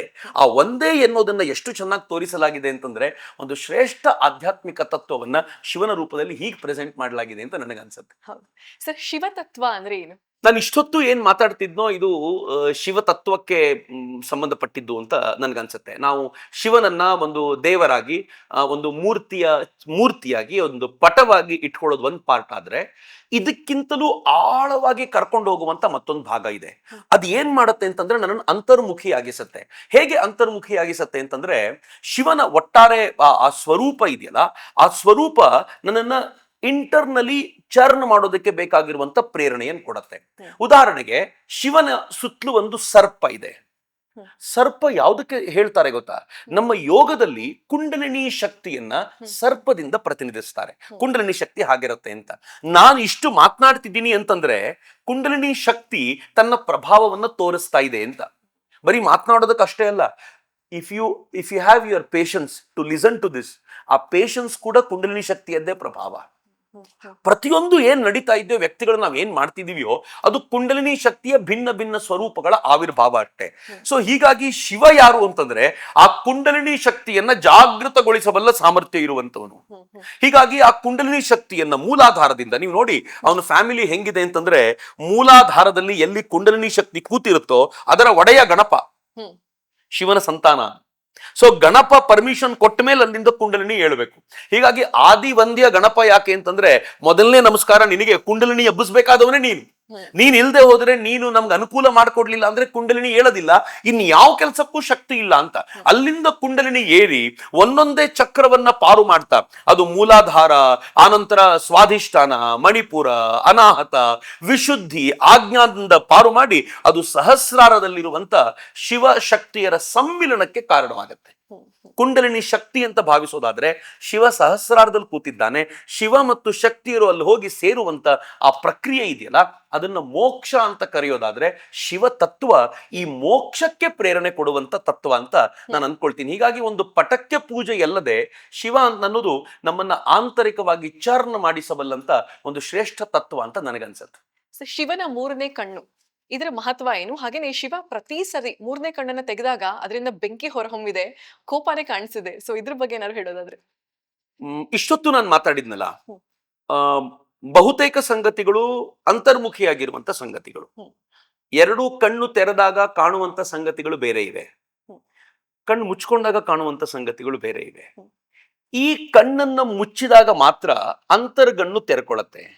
ಎಲ್ಲಿಯವರೆಗೂ ಹೊರಗಿನ ಜಗತ್ತಿಗೆ ನಮ್ಮನ್ನು ನಾವು ಒಳಪಡಿಸ್ಕೊಂಡಿರ್ತೀವೋ ಅಲ್ಲಿವರೆಗೂ ಒಳಗಿನ ಜಗತ್ತು ನಮ್ಗೆ ಅನಾವರಣಗೊಳ್ಳೋದಿಲ್ಲ. ಅಂಡ್ ಬಿಲೀವ್ ಮೀ, ಒಳಗಿನ ಜಗತ್ತು ಹೊರಗಿನ ಜಗತ್ತಿಗಿಂತ ರೋಚಕವೂ, ವಿಸ್ತಾರವೂ, ವೈಭವಯುತವೂ ಆಗಿದೆ ಅಂತ. ನಮ್ಗೇನನ್ಸುತ್ತೆ ಈ ಜಗತ್ತೇ ಬಹಳ ದೊಡ್ಡದ್ದು ಅಂತ. ಕಣ್ಮುಚ್ಕೊಂಡಾಗ ಇದಕ್ಕಿಂತಲೂ ವೈಭವದ ಜಗತ್ತಿದೆ. ಅಂದ್ರೆ ಒಳಗಿನ ಒಂದು ಕಣ್ಣನ್ನು ತೆರಿಬೇಕಾಗಿದೆ. ಆ ಕಣ್ಣನ್ನ ತೆರಳಿಲ್ಲ ಅಂತಂದ್ರೆ ನಿಜವಾದ ಬದುಕನ್ನ ಅರ್ಥ ಮಾಡ್ಕೊಳ್ಳಿಕ್ ಆಗ್ಲಿಲ್ಲ ಅಂತ. ಚಕ್ರವರ್ತಿ ಸೂಲಿಬೆಲೆಯಾಗಿ ಈ ದೇಹವನ್ನ ನಾನು ಯಾಕೆ ಪಡ್ಕೊಂಡಿದ್ದೀನಿ ಅಂತಂದ್ರೆ ನನ್ನ ಅಂತರ್ಗಣ್ಣನ್ನ ತೆರೆಕೊಂಡು ಈ ಜನ್ಮದಲ್ಲಿ ಅಂತರಂಗದಲ್ಲಿರುವಂತಹ ಶಕ್ತಿಯನ್ನ ಗುರುತಿಸಿಕೊಂಡು ಪರಮಾತ್ಮನೊಡನೆ ಒಂದಾಗ್ಬಿಟ್ಟು ಈ ಚಕ್ರದಿಂದ ಪಾರಾಗಿ ಹೋಗ್ಬಿಟ್ರೆ ಅಲ್ಲಿಗೆ ಮುಗಿತು ಅಂತ. ಅದಕ್ಕೋಸ್ಕರ ಪಡ್ಕೊಂಡಿರೋದು ಈ ದೇಹವನ್ನ. ಆದ್ರೆ ನಾನು ಈ ದೇಹವನ್ನ ಪಡ್ಕೊಂಡ ನಂತರವೂ ಕೂಡ ಈ ಎರಡು ಕಣ್ಣುಗಳನ್ನೇ ಆಪರೇಟ್ ಮಾಡ್ತಾ ಜಗತ್ತನ್ನೆಲ್ಲ ನೋಡ್ಕೊಂಡು ಕೂತ್ಬಿಟ್ರೆ ಅದರಿಂದ ಬಹಳ ಲಾಭ ಇಲ್ಲ ಅಂತ. ಆ ಕಾರಣಕ್ಕೆ ಇಲ್ಲಿ ಏನ ಶಿವ ಒಂದೇನು ಸಂದೇಶ ಕೊಡ್ತಾನೆ ಅಂತಂದ್ರೆ ಈ ಕಣ್ಣು ತೆರಿಬೇಕಾದಂತ ಅಗತ್ಯ ಇದೆ ಅಂತ. ಈ ಕಣ್ಣು ತೆರೆದಾಗ ಏನಾಗುತ್ತೆ, ಬೆಂಕಿ ಹೊರಗೆ ಬರುತ್ತೆ ಅದರಿಂದ. ಅದು ಬೆಂಕಿ ಹೇಗ್ ಬರುತ್ತೆ ಅಂತಂದ್ರೆ ಎದುರಿಗಿರುವಂತ ಎಲ್ಲವನ್ನೂ ಧ್ವಂಸಗೊಳಿಸುತ್ತೆ. ನೀವು ಯೋಚನೆ ಮಾಡಿದ್ರೆ ಗೊತ್ತಾಗುತ್ತೆ. ನೀವು ಕೇಳಿರೋ ಪ್ರಶ್ನೆ ಯಾತಕ್ಕೆ ಅಂತ ನಂಗೆ ಗೊತ್ತಾಗುತ್ತೆ. ಶಿವ ಕಣ್ಣು ತೆರೆದಾಕ್ಷಣ ಎದುರುಗಡೆ ಇರುವಂತ ಕಾಮದೇವ ಭಸ್ಮನಾಗಿಬಿಟ್ಟ. ಕಾಮದೇವ ಬಂದಿದ್ಯಾಕೆ? ಶಿವ ತಪಸ್ಸಿಗೆ ಕೂತಿದ್ದವನನ್ನ ಅವನ ತಪಸ್ಸು ಭಂಗಪಡಿಸಬೇಕು ಅಂತ ಕಾಮದೇವ ಬಂದಿದ್ದು. ತಪಸ್ನಲ್ಲಿದ್ದಾನೆ ಅಂದ್ರೆ ಏನರ್ಥ? ಅಂತರಂಗದೊಳಗೆ ವಿಹರಿಸ್ತಾ ಇದ್ದಾನೆ ಅಂತ ಅರ್ಥ. ಅಂತರಂಗದಲ್ಲಿದ್ದವನನ್ನ ಹೊರಮುಖಿಯಾಗಿಸ್ಕೊಳ್ಳಿಕ್ ನೀನ್ ಬಂದ್ರೆ ಅವನ್ ತನ್ನ ಕಣ್ಣನ್ನು ತೆಗಿತಾನೆ, ಅದು ಭಸ್ಮಗೊಳ್ಳುತ್ತೆ ಅಂತ. ಇದ್ರ ಅರ್ಥ ಏನು ಅಂತಂದ್ರೆ ನೀವ್ ಯಾವಾಗ ಅಂತರ್ಮುಖಿಯಾಗಿ ಹೋಗುವಂತ ಜರ್ನಿ ಶುರು ಮಾಡ್ತಿರೋ ಆಗ ಒಳಗಿರುವಂತ ಕಾಮ, ಕ್ರೋಧ, ಲೋಭ, ಮೋಹ, ಮದ, ಮತ್ಸರಗಳನ್ನ ಅದು ಭಸ್ಮ ಮಾಡ್ತಾ ಹೋಗುತ್ತೆ ಅಂತ. ಸೊ ಥರ್ಡ್ ಐ ಇದೆಯಲ್ಲ, ಈ ಥರ್ಡ್ ಐ ನಿಮ್ಮ ಅಂತರಂಗವನ್ನ ಹೆಚ್ಚು ಪ್ರಚೋದಿಸುವಂತ ಕೆಲಸವನ್ನ ಮಾಡುತ್ತೆ. ಹೀಗಾಗಿ ಅದು ಯಾವಾಗ್ಲೂ ಉರಿತಾ ಇರುತ್ತೆ ಅಂತ ಅನ್ಸುತ್ತೆ. ಬಟ್ ಯಾವತ್ತು ಥರ್ಡ್ ಐ, ಮೂರನೇ ಕಣ್ಣು ತೆರೆದು ಎಲ್ಲವನ್ನೂ ಉರಿಸುತ್ತೋ ಆನಂತರ ಎಲ್ಲವೂ ಮಂಗಳಕರವಾಗತ್ತೆ. ಸೊ ಆ ಬೆಂಕಿ ಹಚ್ಚಿದ ನಂತರ ಎಲ್ಲವೂ ಶಾಂತವಾಗತ್ತೆ. ನಾವು ಅಲ್ಲೂ ನೋಡ್ತೀವಲ್ಲ, ಮನ್ಮಥನನ್ನ ಅವನು ಸುಟ್ಟು ಬೂದಿ ಮಾಡಿದ ನಂತರ ರತಿದೇವಿ ಕಣ್ಣೀರಿಡ್ತಾ ಅಳ್ತಾ ಕೂತಿದ್ಲು. ದೇವತೆಗಳೆಲ್ಲ ರತಿಯನ್ನ ಕರ್ಕೊಂಡೋಗಿ ಅವನ ಮುಂದೆ ನಿಲ್ಲಿಸ್ತಾರೆ. ಅವನಿಗೆ ಬಹಳ ನೋವಾಗ್ಬಿಡುತ್ತೆ. ರತಿದೇವಿಗೆ ತುಂಬಾ ತೊಂದರೆ ಆಯ್ತಲ್ಲ ಅಂತ. ಭಸ್ಮ ಆಗಿದ್ದಾಗೋಯ್ತು. ಆದರೆ ಕೃಷ್ಣ ಹುಟ್ಟಿದಾಗ ಕೃಷ್ಣನ ಮಗನಾಗಿ ಪ್ರದ್ಯುಮ್ನ ಬರ್ತಾನೆ. ಪ್ರದ್ಯುಮ್ನ ಬಂದಾಗ ನೀನು ಅಲ್ಲೇ ಇರು, ನೀನು ಅವನ ಜೊತೆ ಮದುವೆಯಾಗಿ ನೀನು ಅವನು ಪ್ರದ್ಯುಮ್ನಿಂದ ಏನ್ ಕಾರ್ಯ ಆಗ್ಬೇಕೋ ಅದು ಮುಗಿಸ್ಕೊಂಡು ವಾಪಸ್ ಬರ್ಬೋದು ನೀವು ಅಂತ ಅವನಿಗೆ ಆಶೀರ್ವಾದವನ್ನು ಮಾಡ್ತಾನೆ. ಅಂದ್ರೆ ಭಸ್ಮವಾದ ನಂತರ ಎಲ್ಲ ಶಂಕರೋತಿ ಮಂಗಳವನ್ನು ಉಂಟು ಮಾಡುವಂತ ಕಾರ್ಯ ನಡೆಯುತ್ತೆ. ಅಂತರಂಗದಲ್ಲಿರುವಂತ ಇವೆಲ್ಲವೂ ಭಸ್ಮೀಭೂತವಾದ ನಂತರ ಉಳಿದೆಲ್ಲ ಮಂಗಳ ಕಾರ್ಯ ಆರಂಭವಾಗುತ್ತೆ ಅನ್ನೋದಕ್ಕೆ ಶಿವನ ಮೂರನೇ ಕಣ್ಣು ಉದಾಹರಣೆ ಅಂತ ಅನ್ಸುತ್ತೆ ನಂಗೆ. ಸರ್, ಈಗ ಸಂಸ್ಕೃತ ವ್ಯಾಕರಣದ ಮೂಲವನ್ನ ಮಹೇಶ್ವರ ಸೂತ್ರ ಅಂತ ಕರೀತಾರಲ್ಲ, ಯಾಕೆ? ಶಿವನ ಕೈಲೊಂದು ಡಮರು ಇದೆ. ಈ ಪಾಣಿನಿಯ ವ್ಯಾಕರಣ ಸೂತ್ರದ ಸಂದರ್ಭದಲ್ಲಿ ಏನ್ ಹೇಳ್ತಾರೆ ಅಂತಂದ್ರೆ ಆ ಡಮರನ್ನ ಬಡದಾಗ ಅದ್ರೊಳಗಿಂದ ಸದ್ದು ಬಂತಲ್ಲ, ನಾವ್ ಅನ್ಕೊಳ್ತೀವಿ ಡಮ್ ಡಮ್ ಡಮ್ ಅಂತ ಬಂದಿರಬಹುದು ಅಂತ. ಹಾಗಿಲ್ಲ ಅಂತ. ಏನ್ ಸದ್ದು ಬಂತು ಅಂತಂದ್ರೆ 14 ಸೂತ್ರಗಳು ಪ್ರಾಬಬ್ಲಿ ಅದ್ ಬಂತು. ಅ ಈ ಉಣ ಋ, ಅ ಈ ಉಣ ಋಲ್ ಋಕ್ ಏ ಓಂ ಹಯವರಟ, ಈ ತರದ್ದು ಒಂದೊಂದೇ ಅಕ್ಷರಗಳ ಗುಚ್ಛಗಳು ಬಂದವು ಅಂತ. ಆನಂತರ ಪಾಣಿನಿ ತನ್ನ ವ್ಯಾಕರಣ ಸೂತ್ರವನ್ನು ಬರೆಯುವಾಗ ಇವುಗಳನ್ನೇ ಆಧಾರವಾಗಿ ಇಟ್ಕೊಂಡು ಸೂತ್ರಗಳನ್ನು ಬರೀತಾನೆ. ಆ ಸೂತ್ರಗಳನ್ನ ನೀವು ಡಿಕೋಡ್ ಮಾಡಬೇಕು ಅಂತಂದ್ರೆ ಈ ಮಹೇಶ್ವರ ಸೂತ್ರಗಳು ಗೊತ್ತಿರಬೇಕು, ಅದರ ಆಧಾರದಲ್ಲಿ ಮಾಡಬಹುದು ಅಂತ. ಸೊ ಹೀಗಾಗಿ ಸಂಸ್ಕೃತದ ವ್ಯಾಕರಣ ಏನಿದೆಯೋ ಆ ವ್ಯಾಕರಣಕ್ಕೆ ಮೂಲ ಶಿವ ಅಂತ ಕೂಡ ಹೇಳ್ತಾರೆ. ಈ ದೃಷ್ಟಿಯಿಂದ ಹೇಳ್ತಾರೆ. ಅವನ ಡಮರುವಿನಿಂದ ಹೊರಟ ನಾದವೆಲ್ಲವೂ ಕೂಡ ಈ ರೀತಿ ಆಯ್ತು ಅಂತ. So in a simple sentence ಹೇಳಬೇಕು ಅಂತಂದ್ರೆ ಇವತ್ತು ನಾವು ಏನ್ ನಾಲೆಡ್ಜ್ ಬೇಸ್ ಅಂತ ಕರಿತಿದೀವೋ ಆ ನಾಲೆಡ್ಜ್ ಬೇಸಿನ ಒಡೆಯ ಶಿವ ಅಂತ. ಎಲ್ಲ ಜ್ಞಾನದ ಒಡೆಯ ಶಿವ. ಅದಕ್ಕೆ ಅವನಿಗೆ ಎಲ್ಲವನ್ನು ಸೇರಿಸಿ ದಕ್ಷಿಣಾಮೂರ್ತಿ ಸ್ವರೂಪವನ್ನ ಕೊಟ್ಟು ಅವನ ಕೆಳಗೆ ನೀನೇ ಆದಿಗುರು ಅಂತ ಹೇಳುವಂತ ಆ ಮಟ್ಟಿಗೆ ಅವನಿಗೆ ನಮಸ್ಕಾರ ಮಾಡಿ ಅವನ ಎದುರುಗಡೆ ಕೂತ್ ಬಿಡ್ತಾರೆ ಅಂತ. ಈ ರೀತಿ ಅವನ ಕುರಿತಂತೆ ಯೋಚನೆ ಮಾಡ್ತಾರೆ. ಸರ್, ಶಿವನಿಗೆ ಸಂಬಂಧಪಟ್ಟ ಹಾಗೆ ಸಾಕಷ್ಟು ಎಲಿಮೆಂಟ್ಸ್ ನಮ್ಮ ಪ್ರತಿನಿತ್ಯ ಜೀವನದಲ್ಲಿ ನಾವು ಬಳಸ್ತೀವಿ. ಒಂದು ರುದ್ರಾಕ್ಷಿ ಅಂದ ತಕ್ಷಣ ಶಿವನ ಜೊತೆಗೆ ಅಸೋಸಿಯೇಟ್ ಮಾಡ್ಕೊಳ್ತೀವಿ. ಆಗ್ಲೇ ಹೇಳಿದಾಗ ಬಿಲ್ವಪತ್ರೆ ಅಥವಾ ವಿಭೂತಿ, ಹೀಗೆ ಈ ರುದ್ರಾಕ್ಷಿಯ ಮಹತ್ವ ನಮ್ಗೆ ಹೇಳೋದಾದ್ರೆ? ರುದ್ರಾಕ್ಷಿ ರುದ್ರನ ಕಣ್ಗಳು ಅಂತ ಕರೀತಾರೆ. ಸೊ ರುದ್ರನ ಕಣ್ಗಳು ಅಂತ, ರುದ್ರ ಅಕ್ಷಿ ಅದು ಅದೇ ದೃಷ್ಟಿಯಿಂದಿದೆ. ರುದ್ರನ ಕಣ್ಗಳು ಅಂತ ಕರೀತಾರೆ ಇದನ್ನ. ಈ ರುದ್ರಾಕ್ಷಿಯ ಮಹತ್ವವನ್ನ ಅಂದ್ರೆ ಅದು ಕೂಡ ಅದು ಬೆಳೆಯುವಂತ ಶೈಲಿ, ಅದಿರುವಂತ ಸ್ವರೂಪ, ಇವುಗಳನ್ನೆಲ್ಲ ಆಧಾರವಾಗಿ ಇಟ್ಕೊಂಡು ನೋಡಿದ್ರೆ ರುದ್ರಾಕ್ಷಿಯ ಆ ಬೆಳವಣಿಗೆ ಅದು ತನ್ನಂತಾನು ಯಾರು ಮುಟ್ಟದೇ ರೀತಿಯಲ್ಲಿ ಅದು ಸ್ಪೈಕ್ಸ್ ಇಟ್ಕೊಂಡು ತಕ್ಷಣಕ್ಕೆ ಯಾರ ಜೊತೆಗೂ ಏನು ತನ್ನನ್ನು ತಾನು ಕಳ್ಕೊಳ್ಳದೆ ಇರುವಂತ ರೀತಿಯಲ್ಲಿ ಇರುತ್ತಲ್ಲ. ಸೊ ಹೀಗಾಗಿ ರುದ್ರಾಕ್ಷಿಯನ್ನ ಭಗವಂತನಿಗೆ ಬಹಳ ಪವಿತ್ರವಾದ್ದು ಅಂತ ಜೋಡಿಸ್ತಾರೆ. ಅವೆಲ್ಲವೂ ಕೂಡ ಅದಕ್ಕೆ ಸೂಟ್ ಆಗುವಂತೆ ನಾವು ಮಾಡ್ಕೊಂಡು ನಮ್ಮ ಪೂಜೆಗೆ ವ್ಯವಸ್ಥೆಗೆ ಮಾಡ್ಕೊಂಡಿರೋದು. ಬಿಲ್ವಪತ್ರೆಯನ್ನು ಹಾಗೆ. ಬಿಲ್ವಪತ್ರೆ 3 ದಳಗಳಿಂದ ಕೂಡಿರುವಂತದ್ದು. 3 ದಳ ಅಂತಂದ್ರೆ ಶಿವನ 3 ಕಣ್ಣುಗಳು ಅಂತ. ತ್ರಿದಳಂ ತ್ರಿಗುಣಾಕಾರಂ ತ್ರಿನೇತ್ರಂಚ ತ್ರಿಯಾಯುಧಂ. ಆ 3 ಅನ್ನೋದೆಲ್ಲ ಬರೋದ್ರಿಂದ ಅದು 3 ಅಂತ. ಬಟ್ ಇಷ್ಟೇ ಅಲ್ಲ, ಆ ಬಿಲ್ವಪತ್ರಕ್ಕೂ ಇರುವ ಇರುವಂತ ಮಹತ್ವ ಏನು ಅಂತಂದ್ರೆ ಅದಕ್ಕಿರುವಂತ ಏನು ಆಯುರ್ವೇದೀಯ ಗುಣ ಇದೆಯಲ್ಲ ಅದು ಅತ್ಯದ್ಭುತವಾಗಿರುವಂಥದ್ದು. ಅದು ಎಲ್ಲದರಿಂದಲೂ ಕೂಡ ನಮ್ಮನ್ನ ಪಾರು ಮಾಡಬಲ್ಲಂತ ಶಕ್ತಿ ಉಳ್ಳಂಥದ್ದು. ನೀವು ಬಿಲ್ವಪತ್ರೆಯ ಜ್ಯೂಸ್ ಅನ್ನ ಕುಡಿದ್ರೆ ಅದು ಅನೇಕ ಬಗೆಯ ರೋಗಗಳಿಗೆ ರಾಮಬಾಣವಾಗಿ ಕೆಲಸ ಮಾಡುತ್ತೆ ಅಂತ ಕೂಡ ಹೇಳ್ತಾರೆ. ಈ ದೃಷ್ಟಿಯಿಂದ ನಾವು ಯಾವುದೇ ದೇವರಿಗೆ ಬಳಸೋದಾದ್ರು, ಆ ನಿಟ್ಟಿನಲ್ಲಿ ನೋಡೋದಾದ್ರೆ ವಿಷ್ಣುವಿಗೆ ಬಳಸುವಂತ ತುಳಸಿ ಕೂಡ ಅದು ಆಯುರ್ವೇದಿಕ್ ದೃಷ್ಟಿಯಿಂದ ಬಹಳ ವಿಶೇಷವಾದ ಮಹತ್ವ ಇರುವಂತದ್ದು. ಬಟ್ ಒಂದು ಇಂಟ್ರೆಸ್ಟಿಂಗ್ ಪಾರ್ಟ್ ಏನು ಅಂತಂದ್ರೆ, ನೀವು ರುದ್ರಾಕ್ಷಿ ಅಂತೂ ಸರಿ, ರುದ್ರಾಕ್ಷಿಯನ್ನ ಪಂಚಮುಖಿ, ದ್ವಿಮುಖಿ, ತ್ರಿಮುಖಿ, ಏಕಮುಖಿ ರುದ್ರಾಕ್ಷಿ ಇವೆಲ್ಲ ಇರುತ್ತೆ, ಬಳಸ್ಕೊಳ್ತಾರೆ. ಈ ಬಿಲ್ವಪತ್ರ ಬಳಸಬೇಕಾದ್ರೆ ಏನ್ ಹೇಳ್ತಾರೆ ಗೊತ್ತಾ, ನೀವು ತುಳಸಿಯನ್ನ ಬಳಸಬೇಕಾದಾಗ ಭಿನ್ನವಾಗಿರುವಂತ ತುಳಸಿ ಬಳಸುವಂತಿಲ್ಲ, ಶುದ್ಧವಾಗಿರುವಂತ ತುಳಸಿ ಬಳಸಬೇಕು. ಆದ್ರೆ ಇದರಲ್ಲಿ ಮಾತ್ರ ಒಂದು ವಿಶೇಷ ಏನು ಅಂತಂದ್ರೆ, ಅಕಸ್ಮಾತ್ ಹರಿದು ಹೋಗಿದ್ರು ನೀವು ಬಿಲ್ವಪತ್ರೆಯನ್ನು ಬಳಸಬಹುದು ಅಂತಾರೆ. ಅಂದ್ರೆ ಶಿವನಿಗೆ ಅರ್ಪಣೆ ಮಾಡಬೇಕಾದಾಗ ಹಾಗಿದೆ ಅಂತ. ಯಾಕೆಂದ್ರೆ ಬಿಲ್ವಪತ್ರೆಯ, ನಂಗೊಬ್ಬ ಸ್ವಾಮೀಜಿ ಜೊತೆ ಮಾತನಾಡ್ತಾನೆ, ಕೇಳಿದ ಈ ಪ್ರಶ್ನೆನ ಯಾಕೆ ಹಿಂಗೆ ಅಂತ. ಅವಾಗ ಸ್ವಾಮೀಜಿ ಹೇಳಿದ್ರು ನನ್ಗೆ, ಬಿಲ್ವಪತ್ರೆಯಲ್ಲಿರುವಂತ ಔಷಧೀಯ ಗುಣಗಳು ಎಷ್ಟು ಶ್ರೇಷ್ಠ ಅಂತಂದ್ರೆ ಅದು ಹರಿದಿದ್ರೂ ಕೂಡ ಅದರ ಪಾವಿತ್ರ್ಯ ಒಂದು ಚೂರು ಮುಕ್ಕಾಗೋದಿಲ್ಲ, ಶಿವನಿಗೆ ಸಮರ್ಪಣೆ ಮಾಡಬಹುದು, ಶಿವ ಅದನ್ನ ಸ್ವೀಕಾರ ಮಾಡ್ತಾನೆ ಅನ್ನೋ ದೃಷ್ಟಿಯಿಂದ. ಇನ್ನು ವಿಭೂತಿಯ ದೃಷ್ಟಿಯಿಂದ ನೀವು ಯೋಚನೆ ಮಾಡೋದಾದ್ರೂ ಕೂಡ ವಿಭೂತಿ ಅದೊಂಥರ ಅದು ಅದನ್ನ ಉತ್ಪಾದನೆ ಮಾಡುವ ರೀತಿಯೇ ಇದೆಯಲ್ಲ, ಅದು ಶಿವನಿಗೆ ಹತ್ತಿರವಿರುವಂತ ಎಲ್ಲ ಸಂಗತಿಗಳನ್ನ ಬಳಸಿ ಸಗಣಿಯಿಂದ ಉತ್ಪಾದನೆ ಮಾಡ್ತಾರೆ. ಅದನ್ನ ಸಗಣಿಯನ್ನ ಬೆರಣಿ ತಟ್ಟಿ ಆನಂತರ ಅದನ್ನ ಸುಟ್ಟು ಅದಕ್ಕೆ ಬೇಕಾಗಿರುವಂತ ಕೆಲವು ಇಂಗ್ರೀಡಿಯೆಂಟ್ಸ್ ಗಳನ್ನ ಹಾಕಿ ಆ ವಿಭೂತಿಯನ್ನ ಮಾಡ್ತಾರೆ. ಆ ವಿಭೂತಿಯನ್ನ ಮೈಗೆ ಬಳಕೊಳ್ಳೋದು ಅಂತಂದ್ರೆ ಅದರ ಅರ್ಥ ಏನು ಅಂತಂದ್ರೆ, ಈ ಎಲ್ಲ ಬಟ್ಟೆ ನಾವೇನು ಹಾಕೊಳ್ತೀವೋ ಇದು ಒರಿಜಿನಲ್ ಬಟ್ಟೆ ಅಲ್ಲ. ಅಲ್ಟಿಮೇಟ್ಲಿ ಸಾವಿನ ದಿನ ಈ ಇಡೀ ದೇಹ ಬೂದಿ ಆಗುತ್ತಲ್ಲ, ಆ ಬೂದಿಯೇ ನಿಜವಾದ ಬಟ್ಟೆ. ಬದುಕಿರುವ ಪ್ರತಿದಿನವೂ ನೆನಪಿಟ್ಕೋ, ಒಂದು ದಿನ ಸಾಯ್ತೀಯ, ನಿನ್ನ ದೇಹ ಪೂರ್ತಿ ಬೂದಿಯೇ ಆಗ್ಬಿಡುತ್ತೆ. ಇವತ್ತಿನಿಂದ ಪ್ರತಿದಿನ ಬೂದಿ ಬಳಕೊಂಡು ನಿನ್ನ ನೀನ್ ರೆಡಿ ಮಾಡಿಟ್ಕೋ, ಅವತ್ತಿನ ದಿನಕ್ಕೋಸ್ಕರ ತಯಾರಾಗಿರು ಅಂತ. ಅಂದ್ರೆ ಎವ್ರಿ ಡೇ ಈ ಪ್ರಜ್ಞೆಯನ್ನ ಮನಸ್ಸಿನಲ್ಲಿ ಇರಿಸೋದಿದೆಯಲ್ಲ, ಶಿವ ಪೂಜೆಯಲ್ಲಿ ಆ ವೈಶಿಷ್ಟ್ಯ ಇದೆ. ನಾನು ಆಗ್ಲೇ ಹೇಳಿದಂತೆ, ಈ ವಿಷ್ಣು ಪೂಜೆಯಲ್ಲಿ ನಿಮ್ಮನ್ನ ಪ್ರಪಂಚಕ್ಕೆ ಹೆಚ್ಚು ಹೆಚ್ಚು ಕರ್ಕೊಂಡು ಬರ್ತಾರೆ. ಆದ್ರೆ ಕೃಷ್ಣನಾಗಿ ಅವನು ಯೋಗಾಚಾರ್ಯನಾಗಿ ಅಥವಾ ಗೀತಾಚಾರ್ಯನಾಗಿ ನಿಂತಾಗ ಅವನು ಎಲ್ಲದರಿಂದಲೂ ಮುಕ್ತನಾಗುವ ಮಾರ್ಗವನ್ನು ಹೇಳ್ಕೊಡ್ತಾನೆ, ಫೈನ್. ಆದರೆ ವಿಷ್ಣುವಿನೊಂದಿಗೆ ಬದುಕಿರುವಾಗ ಹೆಚ್ಚು ಹೆಚ್ಚು ಜಗತ್ತಿನೊಂದಿಗೆ ಸಂಪರ್ಕ ಇರುತ್ತೆ.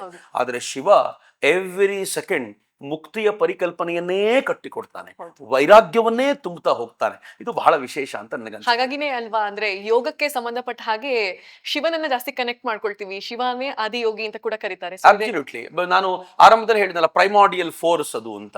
ಅವನು ಅವನು ಆರಂಭದಿಂದಲೂ ಆ ಯೋಗ ಸ್ವರೂಪದಲ್ಲಿ ತನ್ನನ್ನು ತಾನು ಸ್ಥಿತಗೊಳಿಸಿಕೊಂಡಿದ್ದರಿಂದಲೇ ಅವನು ಆದಿಯೋಗಿಯಾದ. ಮತ್ತು ಆ ಯೋಗದ ಕಾರಣಕ್ಕೋಸ್ಕರವೇ ಸೃಷ್ಟಿ ಮಾಡ್ಲಿಕ್ಕೆ ಸಾಧ್ಯ ಆಯ್ತು. ಸೃಷ್ಟಿ ಆಗೋದು ಕೂಡ ವಿಶೇಷವಾದ ತಪಸ್ಸಿನಿಂದ ಮಾತ್ರ ಸಾಧ್ಯ. ಇಲ್ಲದೆ ಹೋದ್ರೆ ಸೃಷ್ಟಿ ಆಗೋದಿಲ್ಲ. ಆ ತಪಸ್ಸು ಬೇಕು ಅಂತ ಏನ್ ಹೇಳ್ತಾರಲ್ಲ, ಆ ತಪಸ್ಸನ್ನ ಆದಿಯೋಗಿಯಾಗಿರುವಂತ ಶಿವ ಅವತ್ತಿನಿಂದ ಏನ್ ಮಾಡ್ಕೊಂಡು ಬಂದ, ಅದು ನಿಲ್ಲದ ತಪಸ್ಸು. ಸೃಷ್ಟಿಯ ಒಳಿತಿಗೋಸ್ಕರವೂ ಮಾಡ್ತಿದ್ದಾನೆ, ಸೃಷ್ಟಿ ಮಾಡ್ಲಿಕ್ಕೂ ಮಾಡ್ತಿದ್ದಾನೆ, ಅಂಡ್ ಫೈನಲಿ ಲಯವಾಗೋದಕ್ಕೂ ಕೂಡ ಅವನು ತಪಸ್ಸು ಮಾಡ್ತಾನೆ ಅಂತ. ಸೊ ಅವನು ಎಲ್ಲದಕ್ಕೂ ತಪಸ್ಸು ಮಾಡ್ತಾ ಕೂತಿರ್ತಾನೆ. ಹೀಗಾಗಿ ಅವನನ್ನು ಕಂಡಾಗ ಆದಿಯೋಗಿಯಾಗಿ ಧ್ಯಾನಸ್ಥನಾಗಿರುವಂತ ಶಿವನಾಗಿ ನಾವು ಕಾಣ್ತೀವಿ ಅಂತ. ನಾವು ವಿವೇಕಾನಂದರ ಬದುಕಿನಲ್ಲಿ ನೋಡ್ತೀವಿ. ವಿವೇಕಾನಂದರು ರಾಮನನ್ನ ಪೂಜಿಸ್ತಿರ್ತಾರೆ, ಬಹಳ ಇಷ್ಟ ಅವರಿಗೆ ರಾಮನನ್ನ ಕಂಡ್ರೆ. ಆದ್ರೆ ಅವರ ಸಾರೋಟುವಾಲ, ಕುದುರೆ ಓಡಿಸೋನು, ಮದುವೆಯಿಂದ ಆಗಿರುವಂತ ಸಮಸ್ಯೆಗಳನ್ನೆಲ್ಲ ಹೇಳ್ತಾನೆ. ನಾನು ಮದುವೆ ಆದ್ಮೇಲೆ ಏನೆಲ್ಲ ಪ್ರಾಬ್ಲಮ್ ಆಯ್ತು ಅಂತ. ಇವ್ರಿಗೆ ಬಹಳ ಬೇಜಾರಾಗ್ಬಿಡುತ್ತೆ. ಸಾರೋಟುವಾಲ ಅಂದ್ರೆ ಬಹಳ ಗುರುವಿನ ಸಮಾನ ಅವ್ರಿಗೆ. ಚಿಕ್ಕ ಹುಡುಗ ಅಲ್ಲ, ಬಹಳ ಬೇಜಾರಾಗ್ಬಿಡುತ್ತೆ. ಛೆ, ಮದುವೆ ಅಂದ್ರೆ ಇಷ್ಟು ಕೆಟ್ಟದ್ದ, ಹಾಗಿದ್ರೆ ನಾನು ರಾಮ ಮದುವೆ ಆಗಿದ್ದಾನಲ್ಲ ಅಂತ ರಾಮನ ಮೂರ್ತಿ ತೆಗೆದು ಬಿಸಾಕ್ಬಿಡ್ತಾರ. ನಾನು ಪೂಜೆ ಮಾಡಲ್ಲ ಇವನನ್ನ ನಾನು.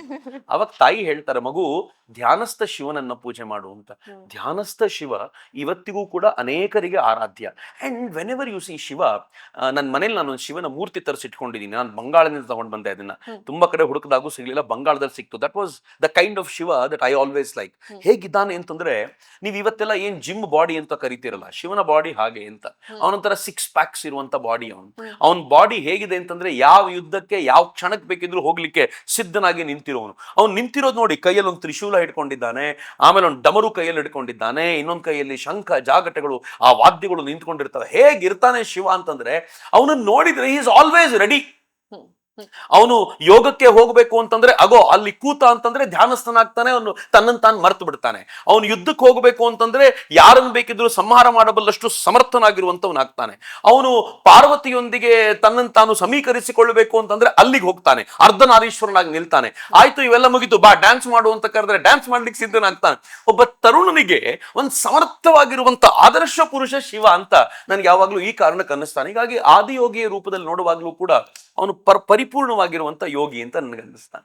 ಶಿವ ತತ್ವವನ್ನ ನಾವು ನಮ್ಮ ದಿನನಿತ್ಯದ ಜೀವನದಲ್ಲಿ ಅಥವಾ ನಮ್ಮ ಸೆಲ್ಫ್ ರಿಯಲೈಸೇಷನ್ಗೆ ಅಪ್ಲೈ ಮಾಡ್ಕೊಳ್ಳೋದಾದ್ರೆ ಹೇಗೆ ಅಂತ? Shiva is very simple, hmm. Very simple. ಅವನ ಬದುಕಿನಲ್ಲಿ ಅತೀವವಾಗಿರುವಂತ ಆಸೆಗಳೇನೂ ಇಲ್ಲ. ಹ್ಮ್. ಏನ್ ಸಿಗುತ್ತೋ ಅದರಿಂದ ಬದುಕು ನಡೆಸಿದ್ದಾನೆ. Hmm. Is it possible for us? ಏನ್ ಸಿಗುತ್ತೋ ಅದರಿಂದ ನಮ್ಮ ಬದುಕಿನಲ್ಲಿ ಅಳವಡಿಸ್ಕೊಳ್ಳೋದು ಹೇಗೆ ಅಂತಂದ್ರೆ ಹೀಗೆ, ನನಗೆ ಏನ್ ಸಿಕ್ಕಿದ್ಯೋ ಅದನ್ನ ನಾನು ಸ್ವೀಕಾರ ಮಾಡ್ತೀನಿ ಅಂತ. ನೀನ್ ಏನ್ ಕೊಟ್ಟಿದ್ಯೋ ಅದ್ ನೀನೇ ಕೊಟ್ಟಿರೋದ್ರಿಂದ ಇದು ಒಳ್ಳೇದು ಅಂತ ಭಾವಿಸ್ತೀನಿ ಅಂತ. ನಾನು ಕೆಲವೊಂದ್ಸಲ ತಮಾಷೆ ಮಾಡ್ತಿರ್ತೀನಿ, ನನಗೇನಾದ್ರೂ ಇವತ್ತು ಊಟ ಸಿಗ್ಲಿಲ್ಲ ಅಂತಂದ್ರೆ ಸೇ ಶಿವ ವೆರಿ ಗುಡ್, ಇವತ್ತು ಊಟ ಕೊಡ್ಲಿಲ್ಲ, ಮೋಸ್ಟ್ಲಿ ನಾನು ದಪ್ಪ ಆಗ್ಬಿಟ್ಟಿದ್ದೀನಿ, ನಿನ್ಗೆ ಅನ್ಸಿರ್ಬೇಕು, ಥ್ಯಾಂಕ್ ಯು ವೆರಿ ಮಚ್ ಅಂತ ಹೇಳ್ಬೇಕು ಅಂತ. ಊಟ ಜಾಸ್ತಿ ಸಿಕ್ಕಿದ್ರೆ ಏನಪ್ಪಾ ಇವತ್ತು ಬಹಳ ಟ್ರೀಟ್ ಕೊಡ್ಸ್ಬಿಟ್ಟಿದ್ಯಾ, ಥ್ಯಾಂಕ್ ಯು, ಬಹಳ ಒಳ್ಳೇದಾಯ್ತು ಅಂತ. Is it possible? ಶಿವ ಹಾಗೆ ಬದುಕಿದ್ದವನು, ಏನ್ ಸಿಗುತ್ತೋ ಅದ್ರ ಜೊತೆಗೆ ಬದುಕಿರುವಂತ ಬದುಕನ್ನ ನಡೆಸಿರುವಂತವನು. ನಮ್ಗಿರುವಂತ ಮೊದಲನೇ ಚಾಲೆಂಜೇ ಇದ್ದುದರಲ್ಲಿ ತೃಪ್ತಿಯನ್ನ ಕಾಣುವಂತ ಚಾಲೆಂಜ್. ಆ ಚಾಲೆಂಜ್ ಅನ್ನ ಎದುರಿಸೋದು ಹೇಗೆ ಅಂತ ಶಿವ ಹೇಳ್ಕೊಡ್ತಾನೆ ಅಂತ.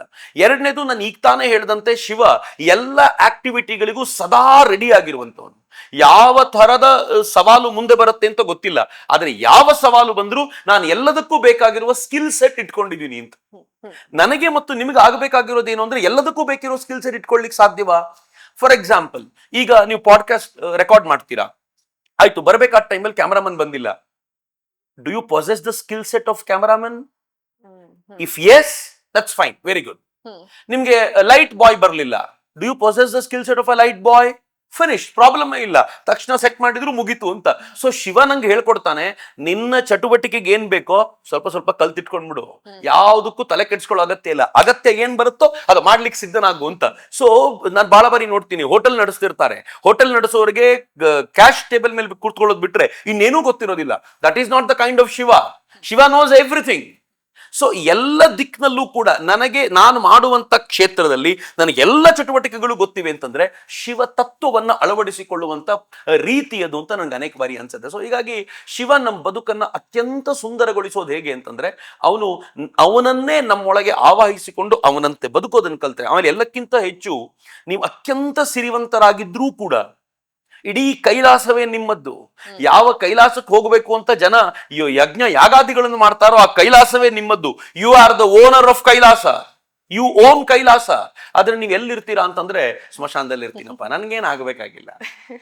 ಸೊ ಏನ್ ಅದ್ಭುತವಾಗಿರುವಂತ ಪರಿಕಲ್ಪನೆ ಶಿವ ಕಟ್ಟಿಕೊಡ್ತಾನೆ ಅಂತ. ಸೊ ನನ್ಗೆ ಆವಾಗ ಅನ್ಸುತ್ತೆ, ಶಿವನ ಈ ತತ್ವಗಳನ್ನ ಅಳವಡಿಸ್ಕೊಳ್ಳಿಕ್ ಸಾಧ್ಯ ಆದ್ರೆ ಬದುಕು ಬಹಳ ಬಂಗಾರ ಆಗ್ಬಿಡುತ್ತೆ. ಸರ್, ಇವಾಗಿನ ಯೂತ್ ಯಾರನ್ನೇ ಕೇಳಿದ್ರು ಸ್ಟ್ರೆಸ್, ಆಂಗ್ಸೈಟಿ, ಡಿಪ್ರೆಷನ್, ಸಣ್ಣ ಸಣ್ಣ ಮಕ್ಕಳಿಂದ ಹಿಡಿದು ಎಲ್ಲರೂ ಹೇಳ್ತಾರೆ ಇದನ್ನ. ಸೊ ಶಿವ ತತ್ವದ ಮೂಲಕ ಅವ್ರಿಗೆ ಇದನ್ನೆಲ್ಲ ಮಟ್ಟ ಹಾಕಿ ನಿಲ್ಬಹುದು ಅಂತ ಹೇಳೋದಾದ್ರೆ ನಿಮ್ಮ ಸ್ಟೈಲ್ ಅಲ್ಲಿ? ನಾನು ಆಗ್ಲೇ ಹೇಳಿದಂತೆ, ಸ್ಟ್ರೆಸ್ ಯಾಕೆ? ಆಸೆಗಳ ಕಾರಣಕ್ಕೋಸ್ಕರ stress. For example, you expect a lot from this video ಅಂತ ಇಟ್ಕೊಳ್ಳಿ.